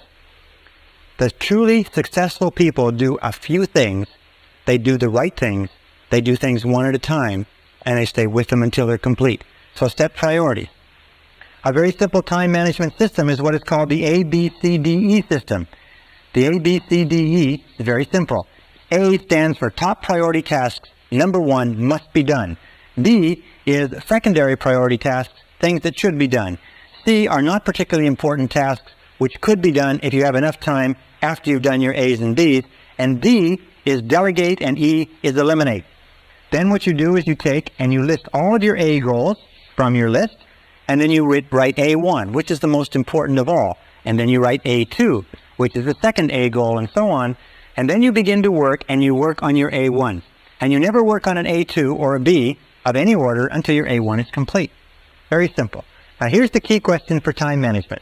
This can be worth a fortune to you. It's been worth a fortune to me. Ask yourself over and over again. Repeat it and repeat it and repeat it until it rings in the back of your brain. What is the most valuable use of my time right now? What is the most valuable use of my time right now? What is the most valuable use of my time right now? Every time before you start any new task, ask yourself this question, and then discipline yourself to do only what is the most valuable use of your time. Remember, Benjamin Franklin had a beautiful line. He said, "Do you value life? Then waste not time, for it is the stuff of which life is made." If you are not working on the most valuable use of your time, just exchange the word time for life. And say, what is the most valuable use of my life right now? And remember, if you are working on a second order priority, you are, relatively speaking, wasting your time and wasting your life. Number 5 is concentration of power. Again, a beautiful word from Charles Hobbes. Concentration of power means that you do first things first and second things not at all. Do first things first and stay with them until they're complete. Surprisingly enough, in the studies of every effective man or woman whose lifestyle has been examined, we find they're always doing first things first. They do things 1 at a time, and they stay with them until they are 100% complete. They don't do a lot of things, but they do the most important things. They do them right, and they carry them through to completion. You know, one of the most valuable attributes of executive life is the ability to carry a task through to completion. So once it's been assigned to you, the person who's assigned it to you never has to think about it again. Concentration and single handling. Single handling means once you've picked it up, don't put it down. Most of our time wastage comes from picking up things and putting them down, and starting them over and putting them down, and starting them over and putting them down. So concentrate single-mindedly, 100%, stay with it until it's finished. As in my estimation, the ability to concentrate is one of the most important abilities of success, because no success is possible unless you can concentrate single-mindedly on your most important task. Number 6. Number 6 is overcome procrastination. Overcome procrastination. It's not the thief of time, it's the thief of life. And the way that you overcome procrastination is by using affirmations. And the most powerful affirmation of all is do it now. Do it now. W. Clement Stone built $1 billion fortune by rehearsing and then getting everybody in his company to say 50 times every morning, do it now, do it now, do it now, do it now, do it now. Drive that, impress that into your mind. When I first learned this simple technique, I used to find myself procrastinating just like we all do. But the more I repeated this, do it now, do it now, do it now, do it now, do it now, do it now. The more you repeat it, the more you find that eventually it works automatically. And it has a tendency to drive you to start a task when your natural tendency is to put it off or procrastinate. The most important quality that you can develop with regard to this is what is called a sense of urgency. A sense of urgency means that you get on with it and you do the job fast. We said earlier that time is your most precious resource. Time is the scarcest and most precious resource of accomplishment in our civilization. And that people who have a sense of urgency are always the most valued people in our society. Develop what is called fast tempo. Fast tempo is essential to success. Fast tempo is essential to success. What that means is that the harder and the faster you work, the more energy you have. The harder and the faster you work, the more drive you have, the more you get accomplished. The more you get accomplished, by the way, the more tasks you conclude, the more energy and self-esteem you have, because every time you finish a task, you get a jolt of positive energy. Every time you procrastinate on a task, it tires you out and makes you depressed. So whenever you find yourself procrastinating, say to yourself, I have to develop a sense of urgency. I have to develop a sense of urgency. Do it now. Do it now. Do it now. And then work fast. Work fast. Work quick. You will find that if you will just pick up your tempo, you can get to a tempo that will enable you to go through more in 2 hours than the average person goes through in an entire day. In a study done by a business journal amongst 104 chief executive officers in major American corporations not long ago, they found a very interesting thing. They asked them what qualities would put a person most rapidly onto the fast track in their corporations. They said the two most qualities, 84% of them agreed, the two most important qualities, number one, the ability to set priorities. Number two is a sense of urgency to get on with it and get the job done. And number seven, the seventh key to success is balance. Keep your life in balance. Make sure that you take time every day to spend with the people who are close to you. Make sure that you take time every day to think through your values.